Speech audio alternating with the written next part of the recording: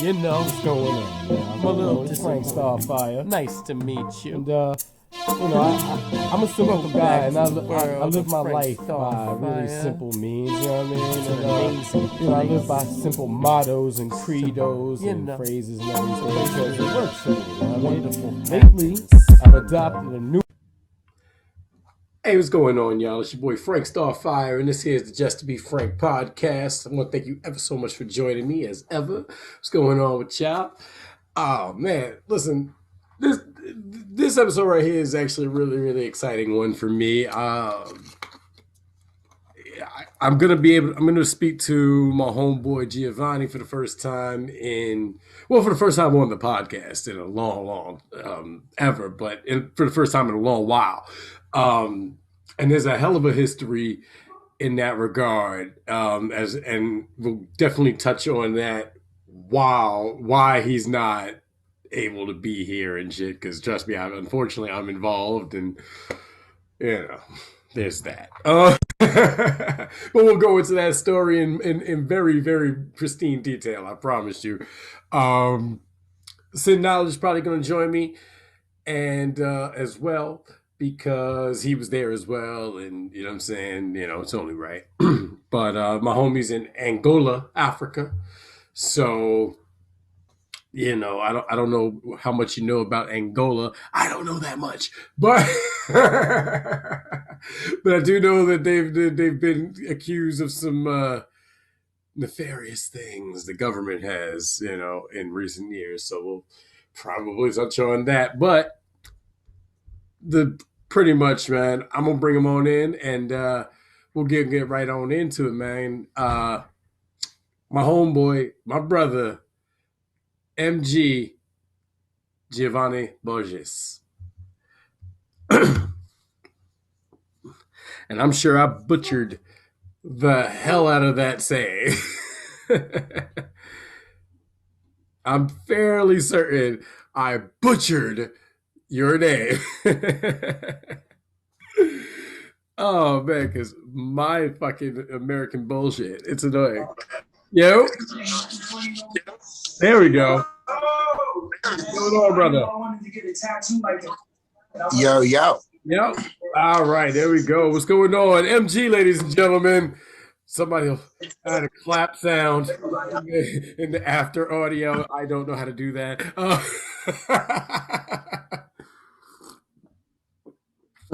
I'm drinking coffee. Shit, we went to the gym. I had to fucking take a nap. Did a good workout. Okay. Yeah. I see. He said to take a nap. Listen, I'm not doing anywhere near what that guy is doing. Because V go hard. V can be going hard at the gym. Me, I'm more like, I'm doing this. I could imagine, yo. Yeah. Oh, yeah, my bicep looks good. Yeah, I'm all right. All right. Oh, my shoulders again. Yeah, okay. I don't care that much. Good. You need V to push you. Yeah, man. You need V to push you. Yeah. So everything, because that's what I even told him today. He's a natural leader. He's humble about it, but he's a natural leader. So yeah. And he doesn't always. Shit, I ain't sipping coffee though. Oh no, what you got? I got my little drinky drink over there. There you go.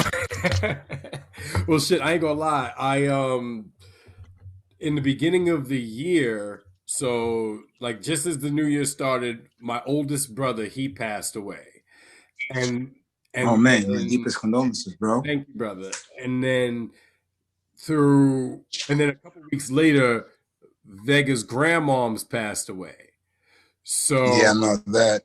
I drank a lot in the last few weeks, so I kind of gave myself a chill. You know what I'm saying? But I'm about to smoke, but I smoke weed on the Just Frank podcast. We don't care. We smoke weed on the podcast, though. Okay, cool. That's what's up. Okay, that's what's up.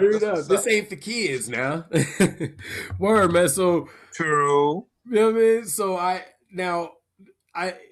people know. Well, your people know. My people don't know. The fans don't know. So this man right here is one of the top recording artists in your in the world right now. You know what I'm saying? Like in Angola, yeah. In Angola. So hey, listen, that's the world, man. You outside of this weird place, that's the world, you know? So but that's hey.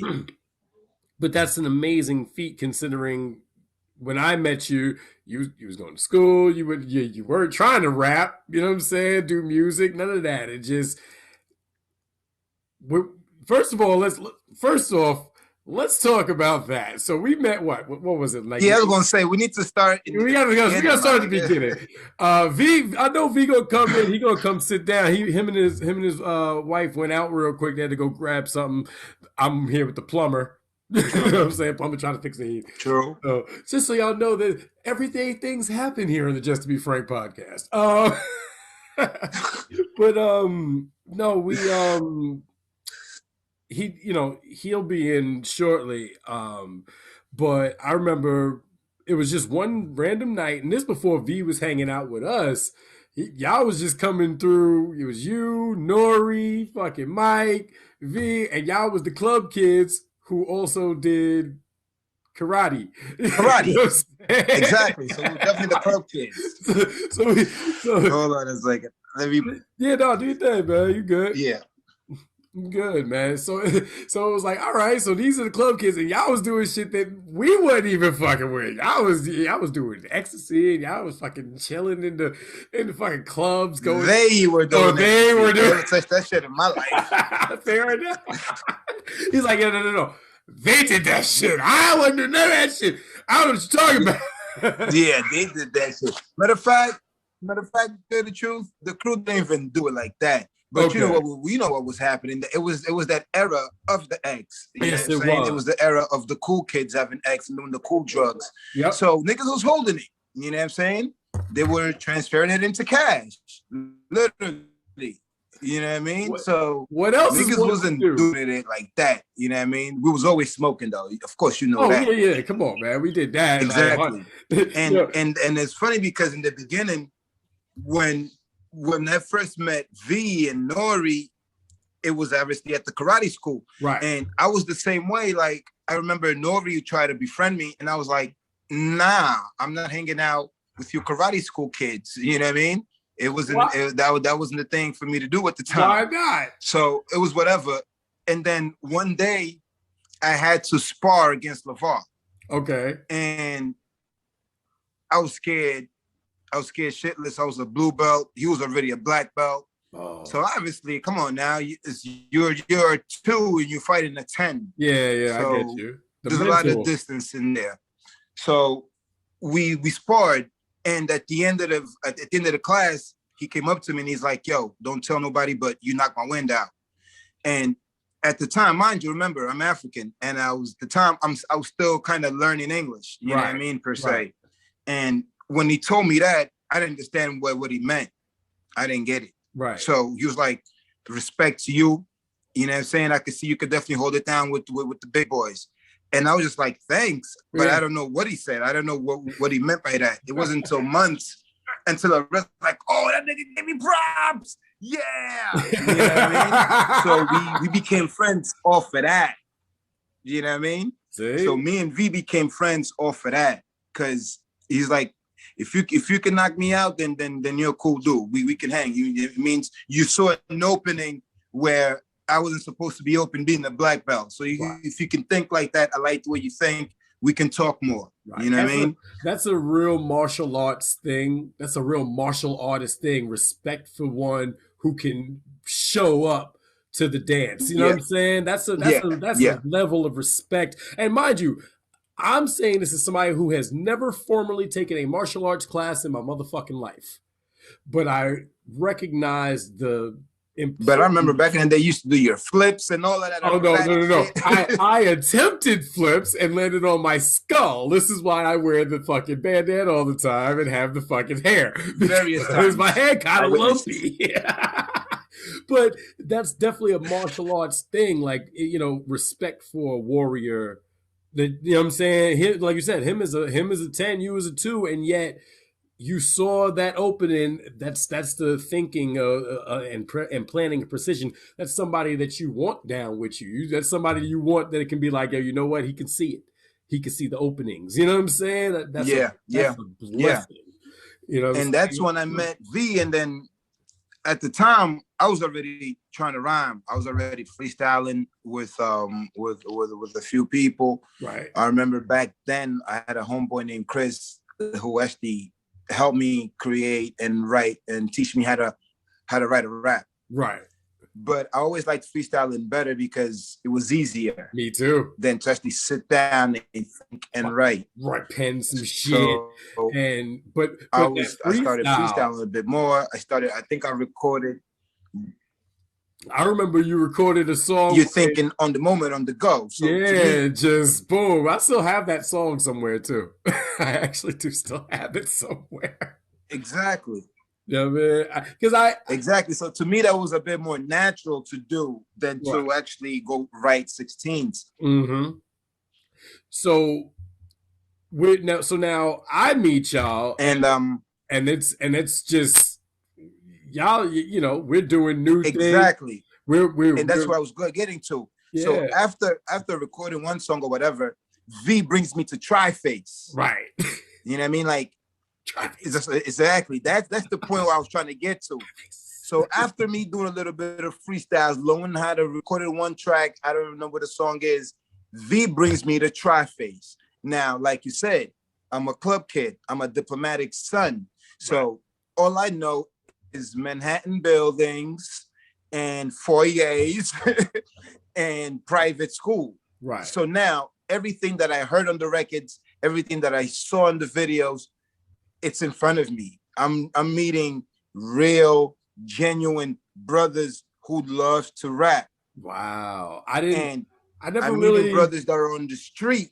Yeah, I was never cognizant of that. Like, that's interesting that you say that. I wasn't cognizant of that. Like, I didn't realize that we were your entrance into Wu-Tang Clan in real life. You know what I'm saying? Like, I didn't realize we were your doorway, your window into the reality of what you heard on record. Like, that's ill, because you know we weren't super gang banging thug motherfuckers. We just loved to rap. We was MCs. We loved to do that shit. But it was real. But it was you're also from St. Albans, Queens, where shit gets real. Yeah. Yeah, I remember nice. We went to that party in Far Rockaway. Oh God! Remember that party?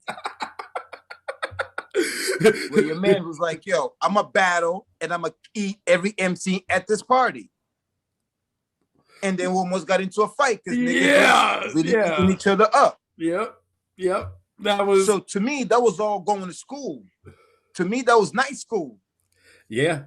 Yeah, in a manner. So Tri-Face showed me, what was his name? Ruthless? That was Ruthless, the big dude. I forgot his name. Ruthless, yeah. Ruthless. Was that Ruthless?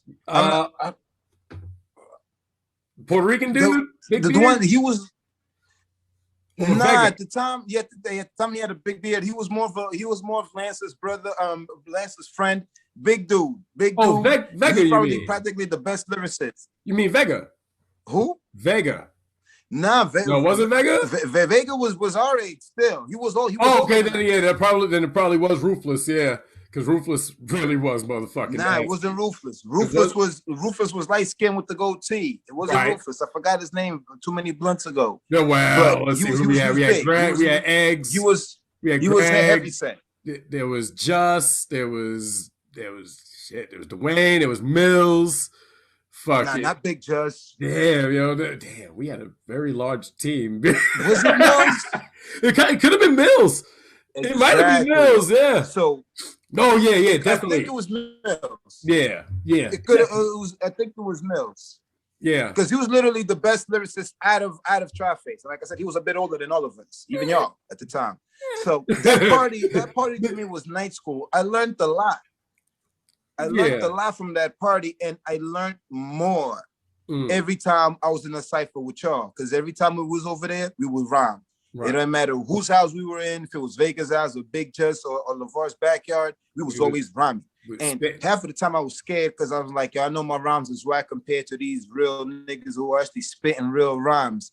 But this is what I'm trying to do. So I remember getting in the ciphers with y'all. You know what I mean? And that was more important than right, but that was more important than the actual what you were spitting. Just getting in the cipher, just jumping in, that's enough. You know what I'm saying? At least as far as I'm concerned, like I'm one of those people like, yo, if you're gonna jump in and spit something, shit, you got the heart, baby. Come on, man. Let me hear it. I don't care what it is. Yeah. You know what I'm saying? Like, half of the time I was scared shitless, but hey. Because we could work on verbiage, we could work on lyrics, we could work on cadence, we could work on all those things, but just the heart to jump into the cipher. That's important. And I remember back in the day, y'all were making songs already. Yeah. And I would sit there through all those sessions, and I'm like, damn, I'm not gonna get invited to a song anytime soon. Like, I already knew that because y'all was hungry and y'all was spitting it. You know, it was gritty, it was raw, it was saying albums. There was nobody could tell you nothing. You know what I mean? So that to me was probably the biggest hip hop lesson I had. And I just took that with me. I took that with me. And you know what's funny? Those are, I ain't gonna lie, I still keep those lessons with me too, man. Like, because you may not realize it, because you know, while you're looking at us as that window into that world, and I can only speak for myself personally, but for me, you were my first entrance into knowing somebody from the motherland. Like literally knowing somebody from the motherland. Like, you know what I'm saying? Like somebody, not just somebody, I went just a classmate or a coworker or somebody like that. Like somebody I knew that I could speak to about personally, like, yo, what is it like for, you know, to be over there, and you know what I'm saying, the differences and things like that. I remember So first let's talk about the first time I got arrested. Shit. Because the first time I got arrested, you got arrested. And exactly. Yeah, and this has led to some very intriguing things in life, you know what I'm saying? And it's funny because twice it happened to me, and both times, two times that it happened to me, you were involved. So the first time we were together. So it was, I know my day off. I know you and B was chilling. I think y'all went and grabbed his check from out in Long Island, came back, met me at the crib. It's like, yo, get up. We coming to get you. We going to hit your man life up. We need the 20 for 30. I'm like, all right, fuck it, let's go. You know, that was like early cell phone shit. I think the plan was to go to Philly that weekend. Right. I think the plan was get everything, and we going to Philly. Boom. Yeah, that was the move. And we got everything in order. No, it did not, because we got the joint, we got the bud, we got the fuck. I went in the store, copped the Dutchess. I come out. Now, mind you, as I come out the store, I look and I see the van that was following us. I saw it, didn't think anything of it because it's a fucking minivan. But I'm looking, okay, whatever. And I go get in, boom. And we head up, get to 120, and sure enough, all I hear is, oh shit! I got mad butt in my hand. I'm like, it's right in my hand. There was no hiding it, because we were not cognizant that we were being watched and followed by kids. We were stupid kids, man. We were dumb. Yeah, man. Just trying to get some butt on a Friday night, right? And go to Philly and enjoy the weekend. You know what I'm saying? And exactly. And instead, we got arrested. And that was my first time in the bookings. That was not an enjoyable experience for me. And the fucked up shit is they had me and V in one cell and then you in another. And they just... That was dolo the whole time. The whole time until we got into that third cell right before before you see the judge and shit. So the judge and all of that. Yeah. Yep. If anybody who don't know how New York Central bookings works, you go through like 3 or 4 cells and for a long time before you ever see a judge, especially on a weekend. and because you're not going to see a judge before the next morning, hopefully Monday Saturday morning. Yeah, right. Hopefully they'll Monday morning. Court. Right. We went in on a Friday. We were able to get out back on the Friday night. It's the weekend for you. It's the weekend, but we were fortunate because they had weekend court at the time. So we got, and our offense was nothing. It was some fucking weed. It was a petty misdemeanor. We didn't even have to do no time, no community service, none of that shit. Whatever. We go on about our lives. You know what I'm saying? We got out that day. We went to Subway. Weirdly enough, we went to Subway, went and got some more bud, and then went to your crib real quick. We literally walked to your crib because it was right around the corner from the book. Yeah, because it was right there. It was right there. Okay, that's exactly what happened. And then, and like I said, thought nothing of it, went on with life. The next time, and then weirdly enough, the next time I got arrested, which was maybe a year or two later, for the same fucking thing, I got out, I had some bud, they found a knife on me or whatever. I get out, I am walking up the block because I'm like, yo, you know what, let me run by the comic den real quick, and fucking I'll stop and maybe see if G's there. And sure enough, who's driving by? This guy. Yo, what you doing? I'm like, yo, I just got out the bookings. He's like, what happened? I'm like, yo, I remember. He's like, yo, I'm on my way to get some bud now. Hop in. I'm like, fuck it. Okay. Well, I think I spent the next 2 days at your crib. I made some figgy ass French toast and all that shit. And you know what I'm saying? But we chilled. It was a good weekend. You know I think we went to Jackson Heights. Yep. We went to Jackson Heights. We picked up cash. Yep. And we had all the bud. Mm-hmm. Yep. That's exactly how it went. And then so check this, right? Madness. Fast forward that I leave New York because of all of that hassle, and I move back to Angola. Right. And I stay here for 4 months. And I couldn't take it. It was too much of a culture shock. You know what I mean? From New York City to straight, raw, and gritty Africa. Yeah. So I stayed here for about 4 months, and I met this dude. He was a dope lyricist. To me, one of the dopest lyricists in Angola till today. Right. This nigga was just so raw and gritty. It reminded me of us back in the day.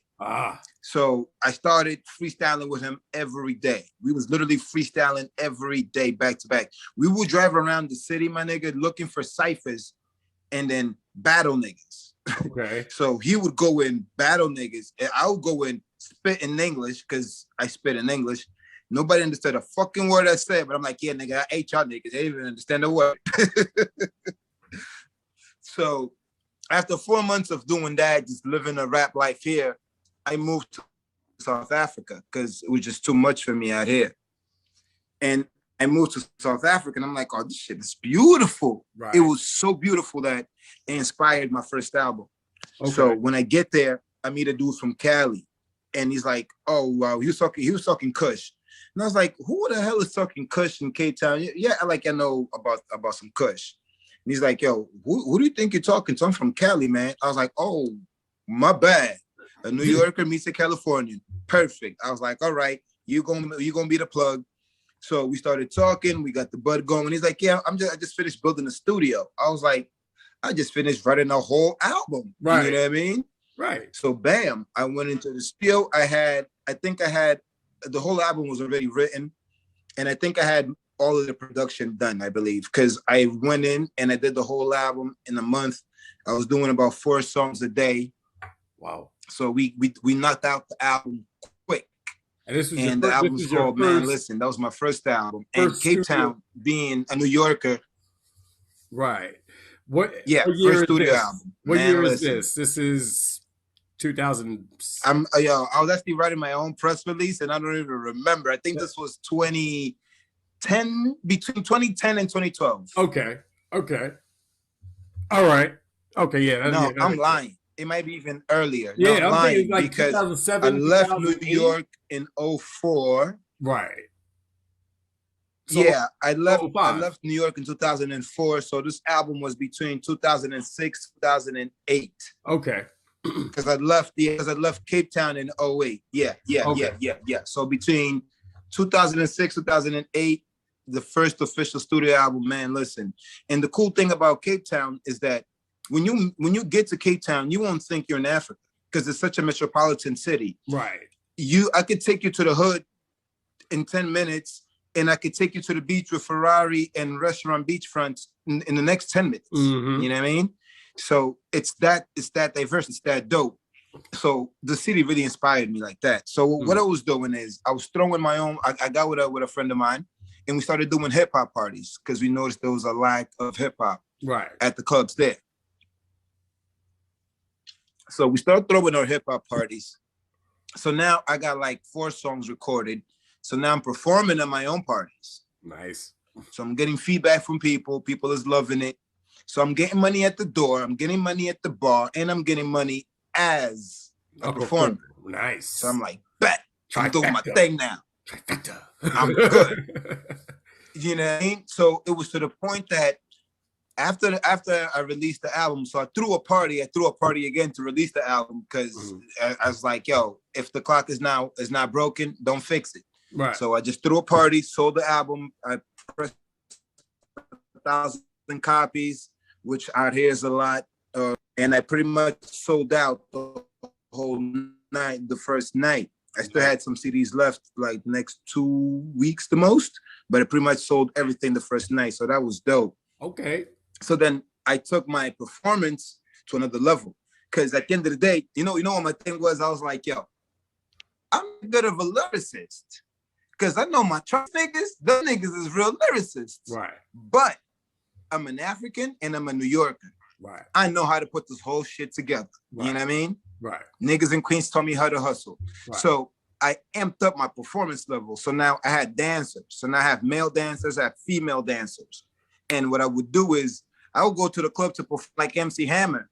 I'll be like, yo, you need to have a van. I need 2 vans, one for me and my producer and one for my whole crew. When I get to the club, I need bottles, everything. So I would go, I would perform 3 songs. And then I would have my girls dancing on stage at the bar with the little booty huggers, and the crowd would go crazy.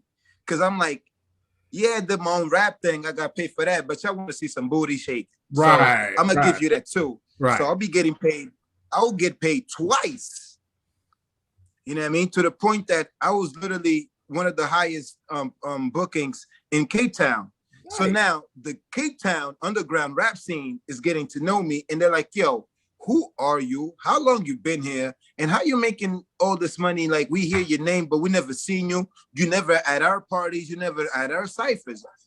And I'm like, I don't know. Your niggas is on that underground hip hop, and I'm on that New York shit. I'm making club bangers out here. You know what I mean? Right.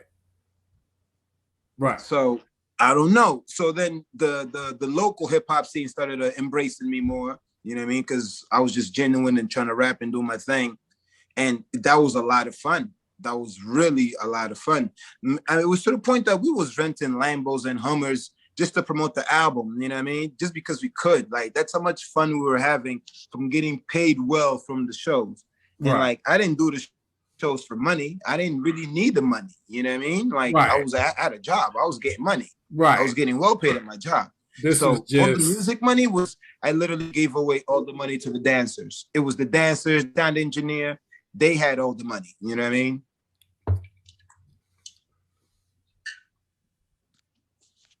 Okay.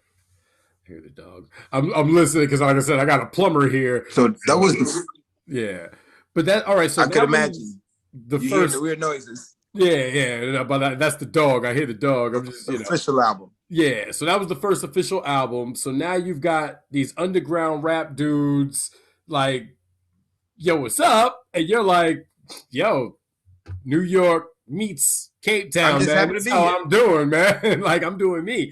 What are y'all doing? Like, exactly. What are y'all doing? Like, why y'all? But it was exactly that.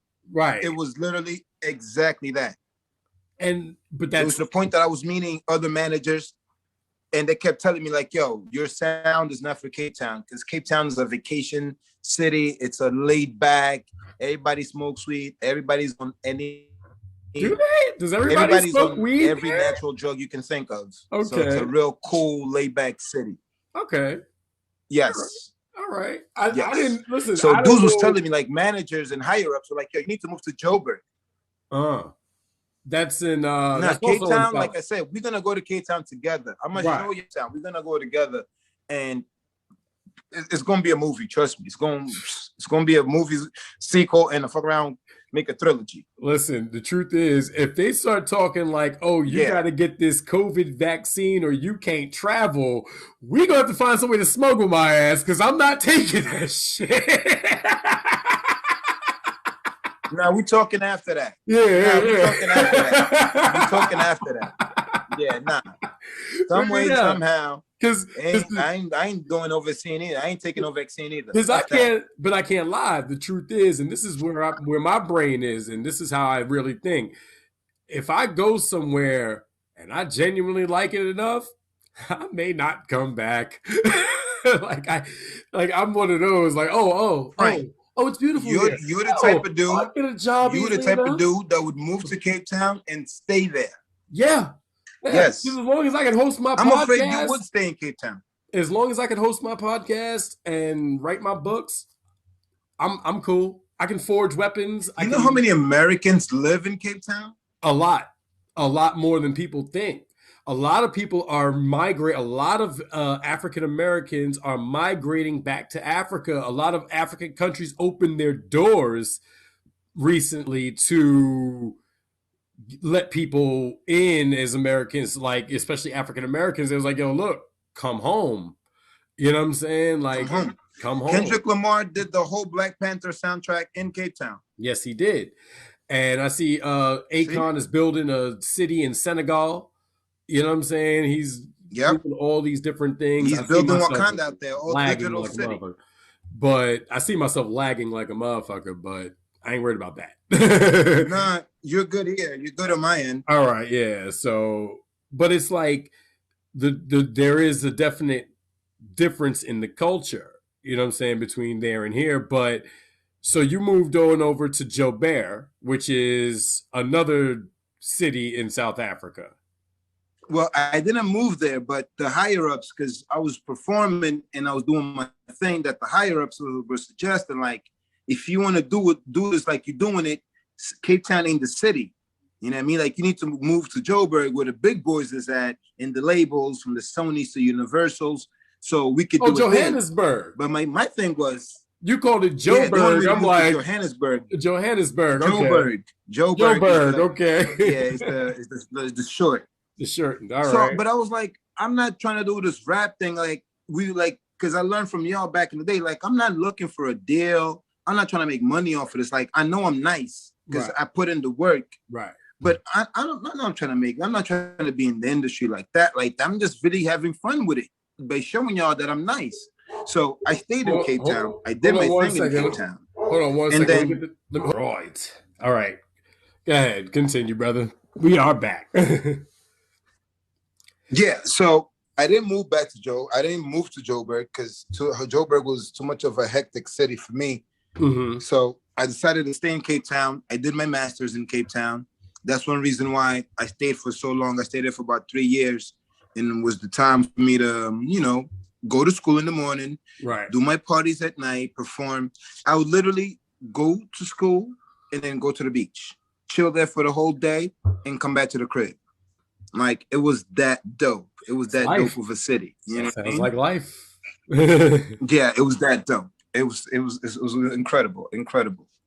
So I think after that, I moved back to Angola. So once I moved back to Angola, I got this crew called The Realist, which I'm still with today. Okay. And that's the dude that I met, Lil J, when I first came here for the first 4 months. Right. So he had his own crew. So I joined his crew and we was just making music. We put out a few mixtapes. I already found them like 4 mixtapes deep. Once I came in, we put out 2 more mixtapes. And during the time, he was fucking with a band, or he was literally talking to another dude about creating a band, a live band. Okay. And they were doing rehearsals. It was like a rock band. And I would take them to these rehearsals and I would drop them off and I would bounce. But one day I decided to stay and hang out. so we was freestyling back to back over these rock instrumentals. But I ain't think nothing of it. And we started doing real rehearsals. So now, like, I was coming in more often with the band, and we were just they were rehearsing. I was just happy to be there freestyling my ass off. Right. So in 2012, they tell me, like, look, we got our first big performance in Portugal. You've been rehearsing with us for a minute, so are you a band member or are you just a guest? I was like, man, listen, y'all flying to Portugal? Let's go. Let's go. I'm in the band, baby. I'm like, if that's the case, I'm a band member. Yeah, Let's yeah. get it. Go out there. We performed, Frank, in front of 20,000 people, my nigga. I had never seen 20,000 people in one place in my life. Yeah. Yeah. At least me looking at 20,000 people, you know what I mean? Yeah, like not being part of the crowd in the festival. You get, yeah. It was the scariest thing I ever experienced. You cannot imagine, Frank. It was the scariest thing. All I saw was heads for miles and miles and miles. And eyes looking up at you like, nigga. Like, what's he gonna do? I literally told myself, what the hell did you get yourself into?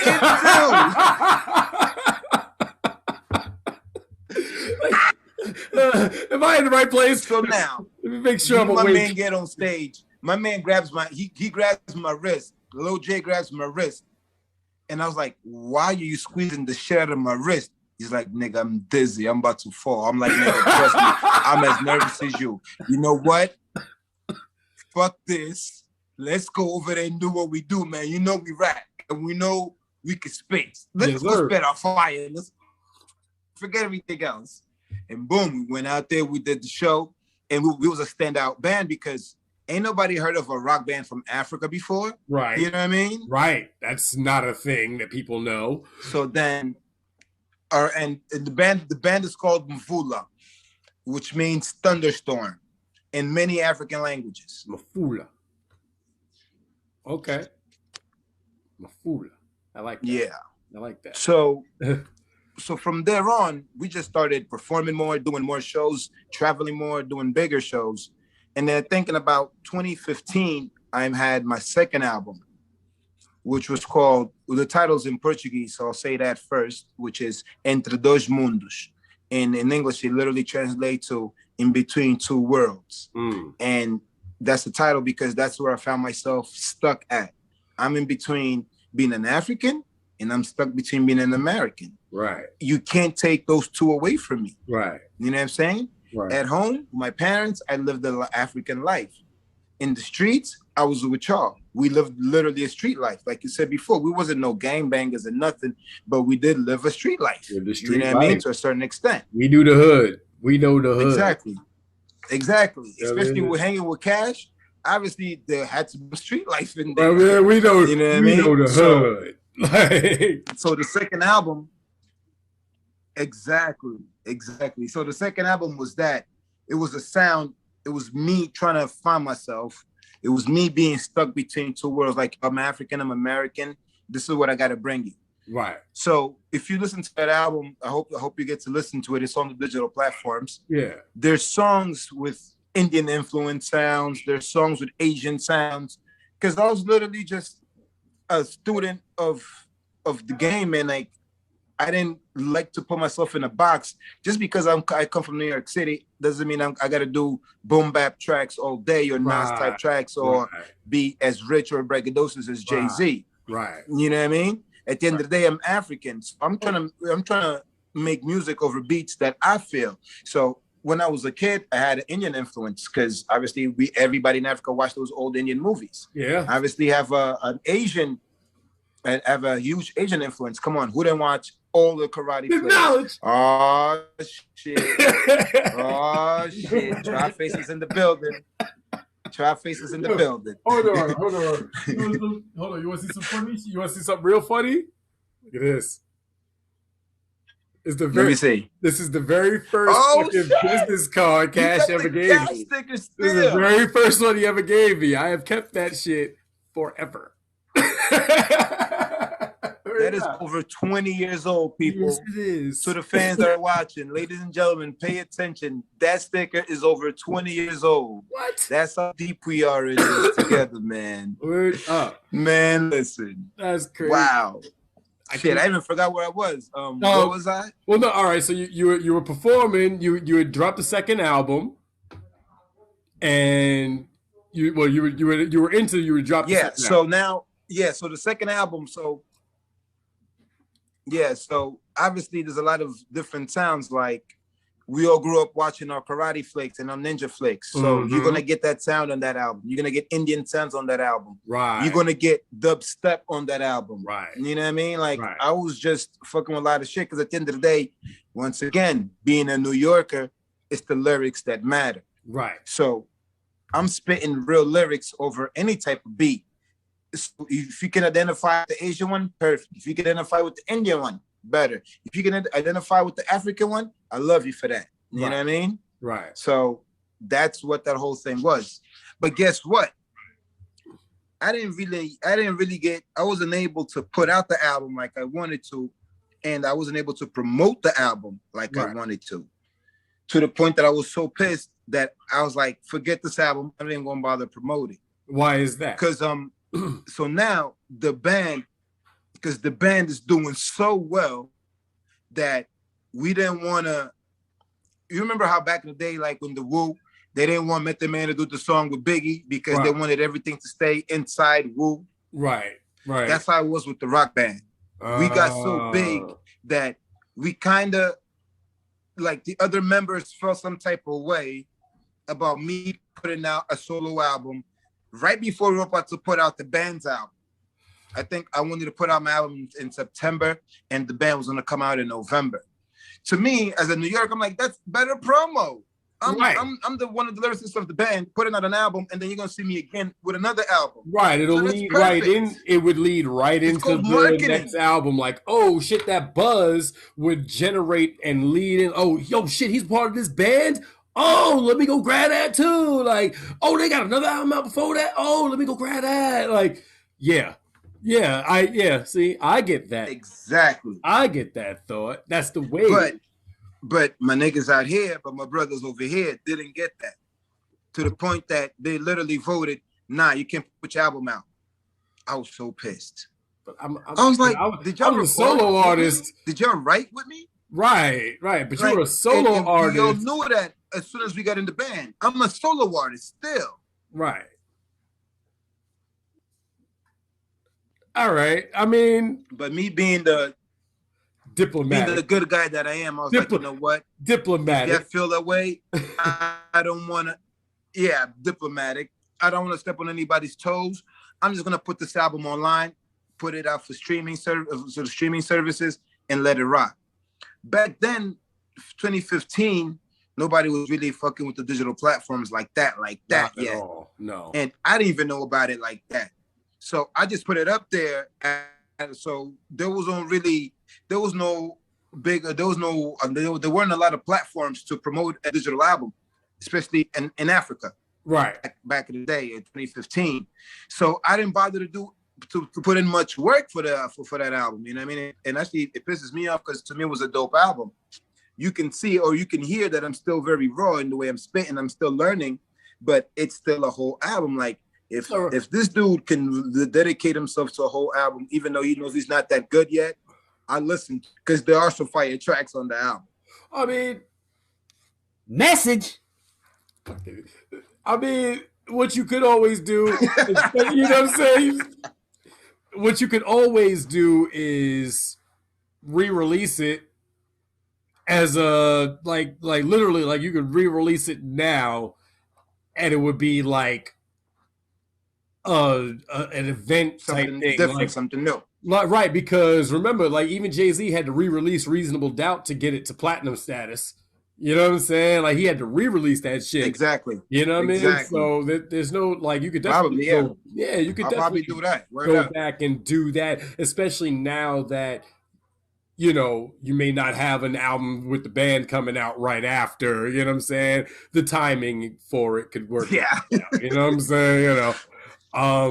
But Yep. when was it that you found out that you could, because I guess my question is, can you come back here now? To tell the truth, I don't even know. I haven't tried it. He's like, I don't know. It's possible. When did you find out that you, because as I understand it, like you was coming back here to like with your pops, you was coming back to visit, and they stopped you at the gate, like in. No, I was coming with my brother. Remember, I lived with my younger brother. Right. Remember? Right. I lived with my younger brother. Right. So we were coming back. I think it was after Christmas, I think. And they basically was like, hey, and we were trying to come back, and that's when they stopped us over in Texas because we took a flight from Rwanda to Texas. Then it was going to be from Texas to New York. Right. So in Texas, they're like, yeah, it's not for you coming back. I was like, what are you talking about? I'm like, I got to go to school on Monday. Yeah, you definitely not coming back in. I was like, huh? They're like, yeah, but your brother is good. He can stay. I'm like, he's not staying by himself. What are you talking about? Then they're like, look, you got to go back, and we have a seat for you in the next plane, which is even like in an hour or something. I was like, okay, if I came in, I guess I'm going to bounce. They're like, but we only have one seat. I was like, then I don't know what y'all going to do because I need two seats. Right. I'm with a minor here. Like, well, what are y'all thinking? I'm with a minor here. Yeah. You know what I mean? Well, he didn't do anything. He could stay. With who? He lives with me. What did I do? Like, what are you talking about? That don't make no sense. Yeah. So I guess they talked it out. So me and my little mans came back. But I haven't really tried to come back because, I mean, after the first album, after Cape Town, then I did the second album, then I was with the rock band. You know what I mean? Like, I was living life. You know what I mean? Like, right. I'm not worried about going to the States to do what now? Start all over again? Yeah. No, I get you. And the thing that was crazy with the band is like, we became the best rock band in Africa, my nigga. Not just in Angola. We actually got awards. Like we actually got 4 awards now. We won best rock band in Africa twice. Right. Not just once, but twice. Right. We won best rock band in Angola. We won best musical production. Like, I never dreamt that I was actually stand up on the stage and give an acceptance speech, you know what I'm saying? Oh. I just want to thank God first, you know what I'm saying? Like, I actually did that whole spiel. Like, to me, that was beautiful. I was you did the God first speech? You did the God first speech? Oh, man, listen. I want to thank my trainer above, first and foremost, because without him, it's not that I'm not capable of anything. Like, you know what I'm saying? Exactly. And I was speaking in front of like a Nigerian prince, and royalty was in the building. It was beautiful. Nobody knew who Let me win a freaking award. I'm thanking my mom and dad for having sex and not using a condom in 82. Or 81, I guess I was conceived. I'm thanking them for that.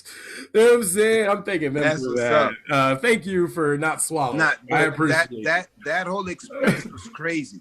That whole experience was crazy because we actually performed at that award show. Right. I saw the video live. Yeah, we were supposed to perform live in Nigeria. And they're like, yeah, we got everything. So we actually took the whole band with us. My man, it came at the last minute. They had nothing. Luckily, I had a pen drive in my bag with one of the instrumentals of one of our songs. Like, by luck, I had that pen drive with the instrumental. So we were like, yo, we're rapping. If we have an instrumental, we can freak this. It's nothing. Right. So that's what we did. We'll soul train it. And the whole crowd was the whole crowd was looking at us crazy because here comes 2 black dudes, one full of swag, the other one with a raspy voice like DMX, but they doing some rock and roll shit. What is going on here? So that was amazing in itself. Like, people were not expecting us. They expected some Afrobeat, African music, or hip hop. And they came through with the left field, left curve type shit. You know what I mean? Yeah. They wasn't ready for that. Yeah. So that was a whole experience. That was dope. That was really dope. So it was to the point that like the band got so big that we was just traveling, we was getting money. And at the time I became a father, you know what I'm saying? Bought my first house, got the whip. So I definitely wasn't thinking about the States, you know what I mean? Like I was literally building my foundation at home where I'm from, you know what I mean? Right. But I guess, you know what? In a way, and you know what, and because initially, like, you know, in my younger days, after initially happened, I was like, damn, man, I felt bad. But as I've watched your progression in the movement you've done, I realized that, you know what, maybe it was for the best. it was for the better. Like because you couldn't do what you're doing over there here. You couldn't. You know what I'm saying? Over here, you're just another rapper. You know what I'm saying? Over there, and 5 million rappers for one mic. Right. Exactly. And I guess because it's homegrown from the motherland, there's something extra special about it. You know what I'm saying? Because and especially for me, like, as much as I love hip hop, to watch its growth and spread all over the world to every corner of the fucking globe, everybody does hip hop, man. Everybody does hip hop. And that shit makes me so proud, especially when it's done well and it's done right and it's done with panache. And I'll tell you, my friend, like, it matters to me when it's done well. I'll tell you this, all of the work I put into to hip hop, all the work I put into making this band work and making these albums and getting these awards, this is to me, this is not me, this is ours. Right. You know what I'm saying? Like when I do this, I think of the whole tribe base.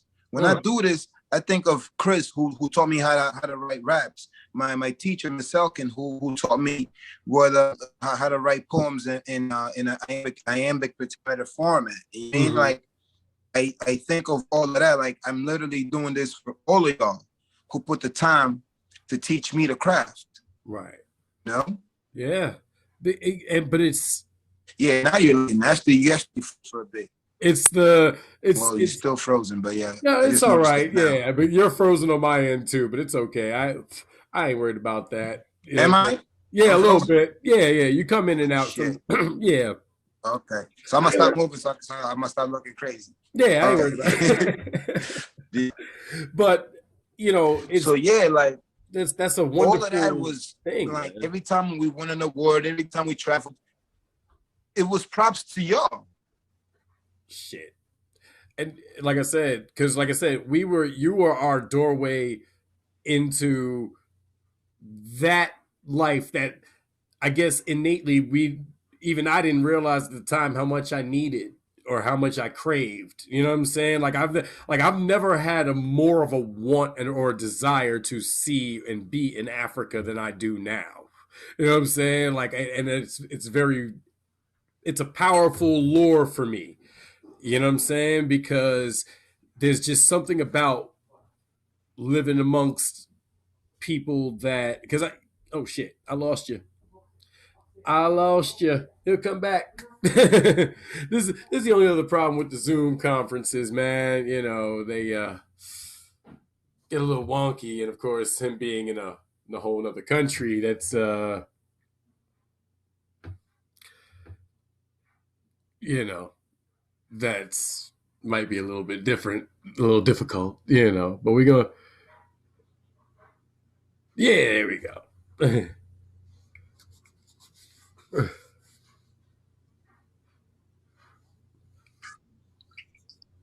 There we go. Okay, we back? Yeah, we're back. Okay, cool. Yeah. Sometimes you got to do that. That. But you were saying? But what I was saying was, like, the connection that I, you know, because over here we're African American. You know what I'm saying? I really genuinely hate that term. You know what I'm saying? I don't like labels. I never have. I don't like labels. But I've noticed that in recent years, I've had this deep pull that's calling me like, yo, you know what? You need to go to Africa. And I don't know what it is. I don't know why it is, but there's just something about that place. It's like, yo, you need to see this. You know what I'm saying? And because I'm of the opinion, like, I don't know if you heard, Akon caught a lot of flack recently because he said something to the effect that African Americans dwell on slavery, and that's why they stay at the bottom here in America, right?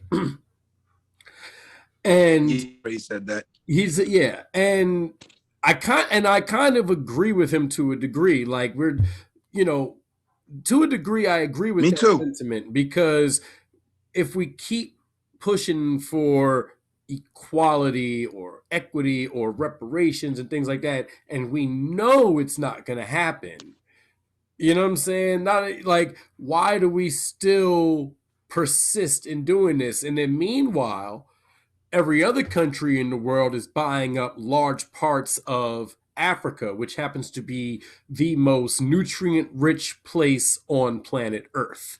You know what I'm saying? And they're presenting it in, you know, and I see it in a way where it's like, okay, it seems philanthropic, it seems good, it seems like a good idea, but it's not. But is it? You're right. You know what I'm saying? And then I look at the leaders of these African nations who over here, we hear that they're corrupt and they're this or that. Even the young lady from Angola who just got caught up in some shit like last year. You know what I'm saying? You know, the way it's presented is, you know, is such is that wherever you go in Africa, there's going to be African warlords that are going to fucking murder you for coming over here. You American scum, stay out. That's basically. I'm obviously like paraphrasing, but that's kind of the but that's really it. I mean, even Fat Joe. I mean, Fat Joe. If you YouTube Fat Joe in Angola, every story he tells from Drink Champs to wherever he is, he's like, yeah, it was kidnapped by a drug lord. The dude they did business with was not a warlord or a drug lord. It was somebody that the government gave money to promote shows and bring rappers out here. You know what I mean? Okay. So Fat Joe definitely tells a way bigger story about Riquinho, which is the dude that brought him over there. But Fat Joe got the bag. I think I hadn't heard that one. I can't lie. I hadn't heard that one. Look. If you look up Fat Joe in Angola, that's what Fat Joe's gonna tell you.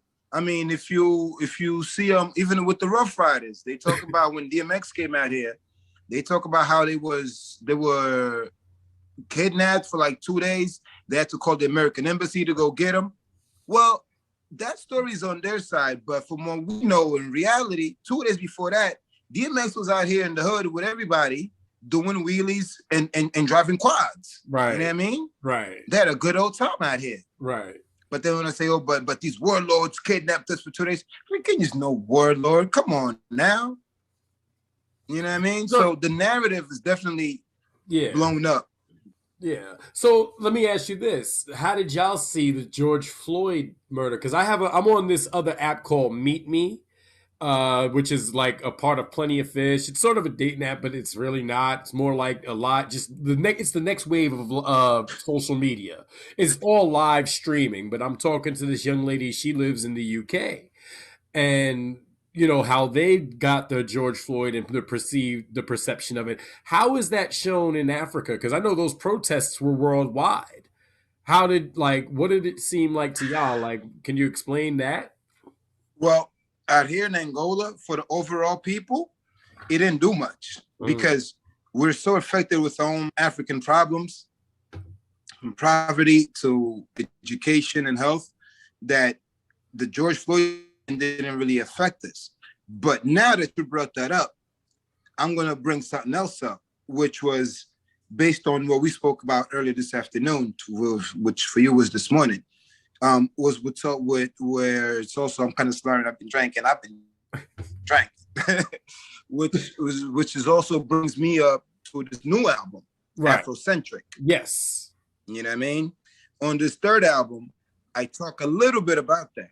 Okay. And the album is constructed, it's called AfroCentriK because now I'm showing the people that I'm still that dude from New York City, but I'm way more African now. Like on this third album, I'm really in my roots. You know what I mean? Embracing, yeah. So yeah, exactly. That's the best word. On this album, I'm embracing all my roots.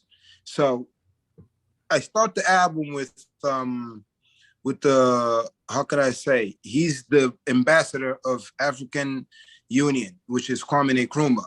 And he opens up the album. And then I go into a song called The Takeover, where I talk about us as Africans. Which I listen to. Over. And dope record. And I'm not talking about taking over in terms of violence. No. We just need to take over in terms of sound, in terms of culture, in terms of way of living. And in that song, on the second verse, I say a line. I don't remember if it's the first verse. I think it's the first verse. Yeah, it's the first verse, where I actually told y'all, pay attention to what I say, because you might not like what I say. Remember? Right. And I don't know if you caught the line, but the line was, Angola is our camp of concentration, but America is a concentration camps for blacks, but they too blind to realize that. So we bringing it back to Wakanda Live. Africa united, together we strive for greatness. They already took our riches. They already took Punta. Now they took Shaka Zulu. Come on now. You know what I mean? So yeah, I can see how that line could be controversial. But it's not. To me, it's not. That's like, there's no controversy in that, because when you speak facts, it might, like you said, it might not be the truth people want to hear, but it is the truth that is. You know what I'm saying? Right. People don't realize, like, right. I say a lot, like, I learned more about, especially here, and growing up in public school here in America, which is a very colonized curriculum. So I learned about Magellan, I learned Amerigo Vespucci, I learned about Columbus murdering ass, but it wasn't until I got around some really dope people who taught me about Mansa Musa and Hannibal and Shaka and Nefertiti. And then as I got older, I started looking into other ancient civilizations like Mesopotamia and fucking I'm blanking right now. I need some alpha brain. Fucking, those Pompeii and all those different places. Like, I know exactly what you mean. For example, yeah, people, do you know why Europe is called Europe? Europa is exactly. Europa is a star. You know what I'm saying, or a star system, or a moon, or some shit. It's a black queen. Yeah, well, that too. We know that. We know that more. Look, you know what? Somebody, my brother, one of my older brothers was telling me, we was talking about it. I got to get somebody on here to talk about the Moors, and I really want to do a whole good panel discussion on that one. You know what I'm saying? But people don't realize, like, the Moors literally touched all parts of this globe before. The Moors taught the white people how to bathe, how to put oil so they can smell good. Everything. Man, listen. Everything. Listen, people don't realize Othello, when you read Shakespeare, Othello was a Moor. Moors ruled Spain for 700 years up until 1492. And again, these are things that I had to learn exactly as I got older, because this stuff isn't taught to us. You know what I'm saying? You have to go out and seek knowledge. I had to go and find this knowledge. I had to go and seek it out. You know what I'm saying? And it's not just about, Africa's everything. No, it's just knowing all of history and not just some of history. You know what I'm saying? So exactly. It's like, over here we get the parts that make everybody sound great, but without factoring in that the winners are the ones who usually write it. But there's always survivors, and there's always witnesses, and there's always people who are like, nah, this is really what happened, which is why I'd never take anything at face value. I want to do the deep research and really know where everything is. And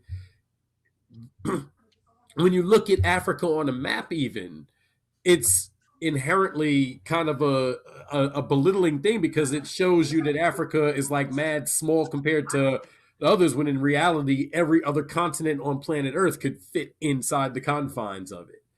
You know what I'm saying? It's the only thing Of Africa. actually connected to Pangea.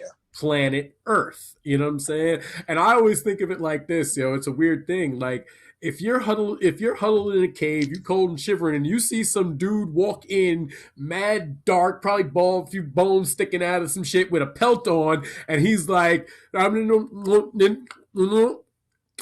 clacks two rocks together or some shit, or makes some fire for you, you probably like, what the fuck is this guy? He's an alien. That's an alien. Wait, what? Whoa. Oh my goodness. Whoa. Oh my goodness. What did he just do? Did you see that shit? The two rocks. Look, he's wearing the damn big tooth cat. I've been trying to kill this motherfucker for weeks. This motherfucker killed like 6 of my friends. I've been trying to kill him. This motherfucker's wearing them. What are we doing? Exactly. Like, what are we doing? But I also think that, and it's, and this comes from like just watching Joe Rogan and listening to his weird, crazy ass sometimes, and then kind of thinking about it, like, yo, what if people really did get a lot of inspiration for a lot of things from psilocybin and mushrooms and weed and shit like that? You know what I'm saying? What if that's actually what taps people's brain to be like, civilization? But it is. You know what I'm saying? It is, though. For example, the real story of King Kong. Oh yeah, which I believe is a story about the ape in the Congo. You know what I'm saying? No. The King Kong, the huge gorilla, is the whole story is based off a real king in Congo. Well, that's what I'm saying. In the Congo, but not a gorilla, an actual. No, but a real king. His name was Kong. He was the real king. He was the king of Congo. In the latest movie, you saw that one part where he breaks off his chains. Right. That scene was cinematic for a reason. It was there for a reason. Because it was literally telling you the whole story of how King broke the chains of his oppressor and fought them all off. So Kong is basically a metaphor for that. Okay, Kong is a metaphor. No, the chains is the metaphor. Well, the chains is the metaphor. Kong is the, I guess, okay, Kong is the representation. The chains are the metaphor. If you see a lot of Spanish countries, well, there's one specific Spanish country, I can't remember right now, I think it's Peru, that there's a huge statue of King Kong breaking his chains. Because the African influence went all the way to Latin America. That's why Haitians and Dominicans all look like us. Well, that's why Native Americans look like us. You know what I'm saying? That's why Mexicans and all of the and then we can go even a step further. We can talk about the Maori and Samoans and all, like, those two are melanated people. You know what I'm saying? There's no denying it. You can look at Filipinos and see the Africa in there. You can look at Russians and fucking and you know what I'm saying, in those countries as well. Like, people don't realize the influence of Africa is strong everywhere. And again, it's not to deify or belittle anybody. It's just to prove the point that the melanated people have traversed this world in a way that is unheard of to a degree, because we don't tell these stories of lost to time. And I always ask people the same question, like, you have a book that tells you how an omnipotent being created all of time and space, but you can't tell me with any scientific basis how the pyramids were built. You know what I'm saying? Like, till today. To me, that defies logic to me. You know what I'm saying? So I get that there was like, you forget about ancient Samaria. That was the place I was thinking of earlier. Ancient Samaria and Mesopotamia and those were on the continent Yeah, of Africa. The the Nile Golden City. Valley isn't just the only thing there was. Like, there were, think about how large Africa is. Think about the way that the times have shifted the landscape. You know what I'm saying? How the Sahara Desert has grown exponentially over time.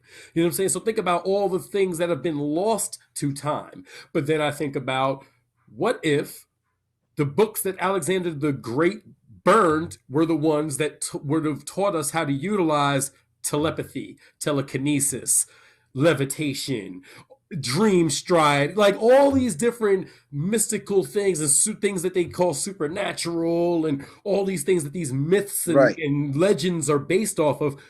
Motherfucker, do you realize that legends don't come out of nowhere? No, these are things that I believe can be done, but it requires a higher cognitive ability than what we're given now, mainly due to processed foods and chemicals in the air and the pollutant of the earth. Like, we don't have that connection to the earth in the way we should.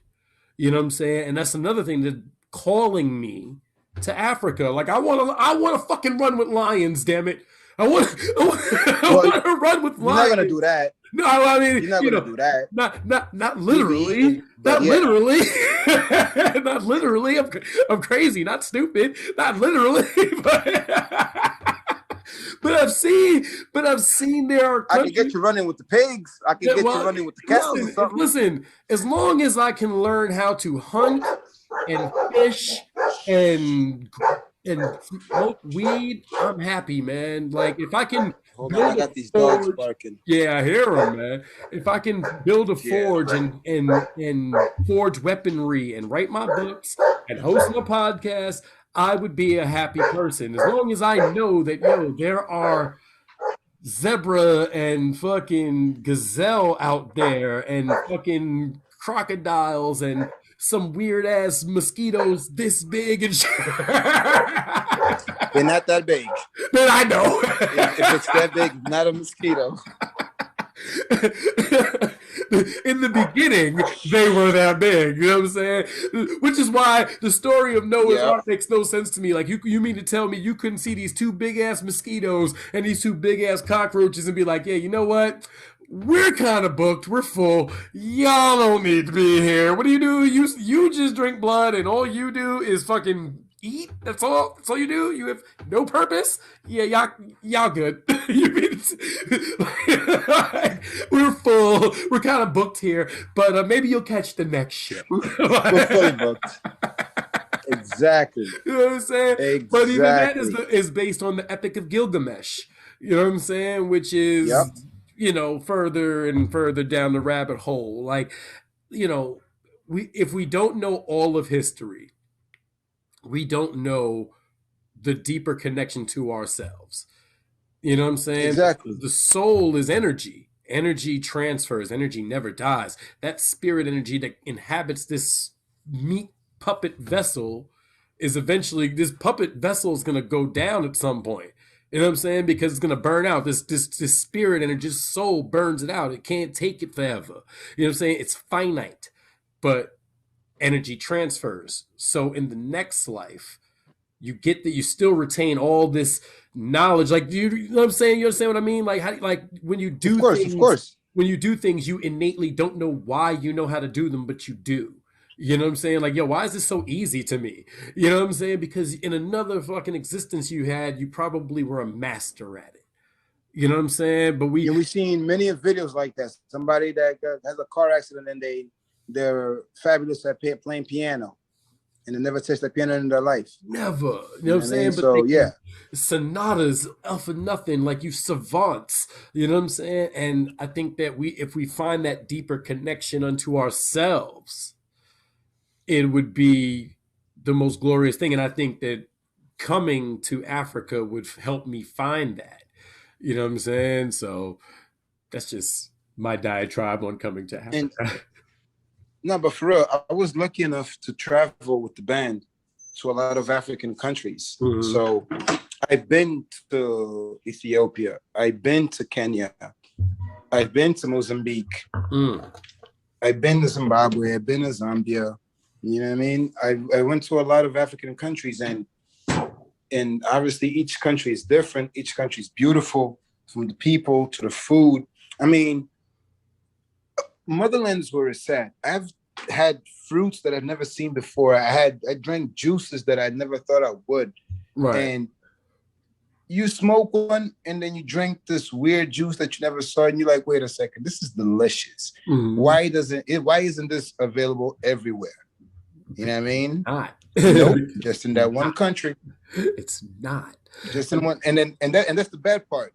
It's available in that one country because they don't export it to other African countries. So that's where we lack on that part. And that's what the intro to the album and the takeover is about. It's about the unification of Africa. It's about us sharing things and trading ideas. You know what I mean? Yeah. Which is some African countries are better off than others right now. Yeah. And I think that's I look at that the same way I look at the United States, man. Like we're one community. Yeah, we're 50 states, and Africa is I don't know how many countries, but like it's like I would tell you an exact number, but I'll be lying. Yeah, like there's like 100 or 90, 80, I don't know, but there's a lot. But I look at it like we're all citizens of the same patch of dirt. You know what I'm saying? Why can't we work together? Why is it that because you worship this way, or you know what I'm saying? Why do we have such differences where we can't say fuck all the differences? Like, yo, I agree with this, and yo, you know what? Y'all need this, but I got this, and y'all need this. So yo, let's work together. You know what I'm saying? Like, why can't you know what it is? Unfortunately, it sounds very basic and easy, but the powers that be have taught Africans how to keep and how to stay divided. Right.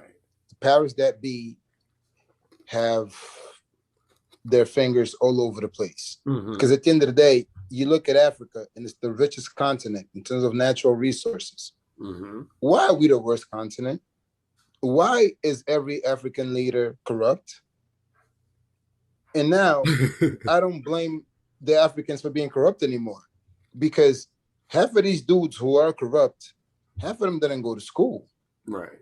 Half of them were at war all the time in their youth. Right. And today they're leaders. Right. So of course nobody taught them how to lead. Right. They're leading by what they know.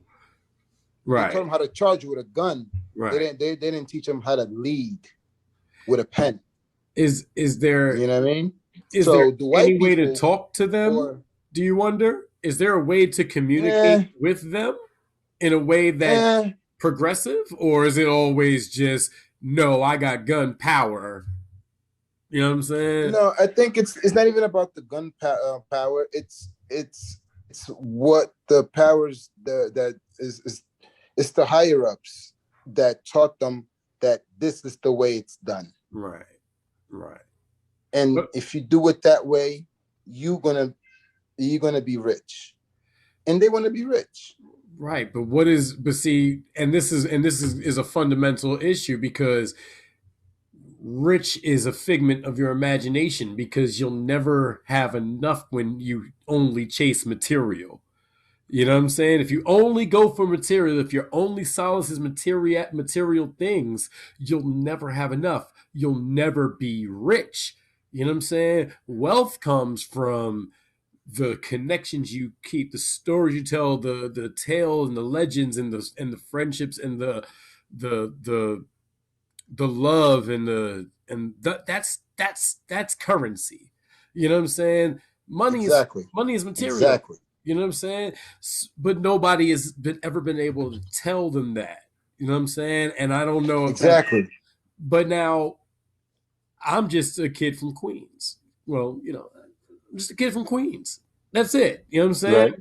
But I don't want there to be, and I'm not a pacifist by any stretch of the imagination, but I firmly believe like we can excuse me, we can move past these stupid differences into cohesion and unity. I do believe that, and maybe I'm fucking an idealist.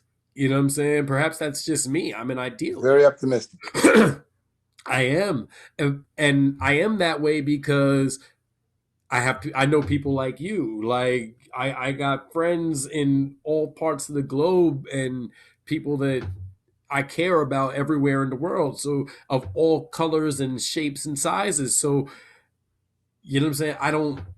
I can't get with the separation of people. You know what I'm saying? I always think Right. we'd be better together. You know what I'm saying?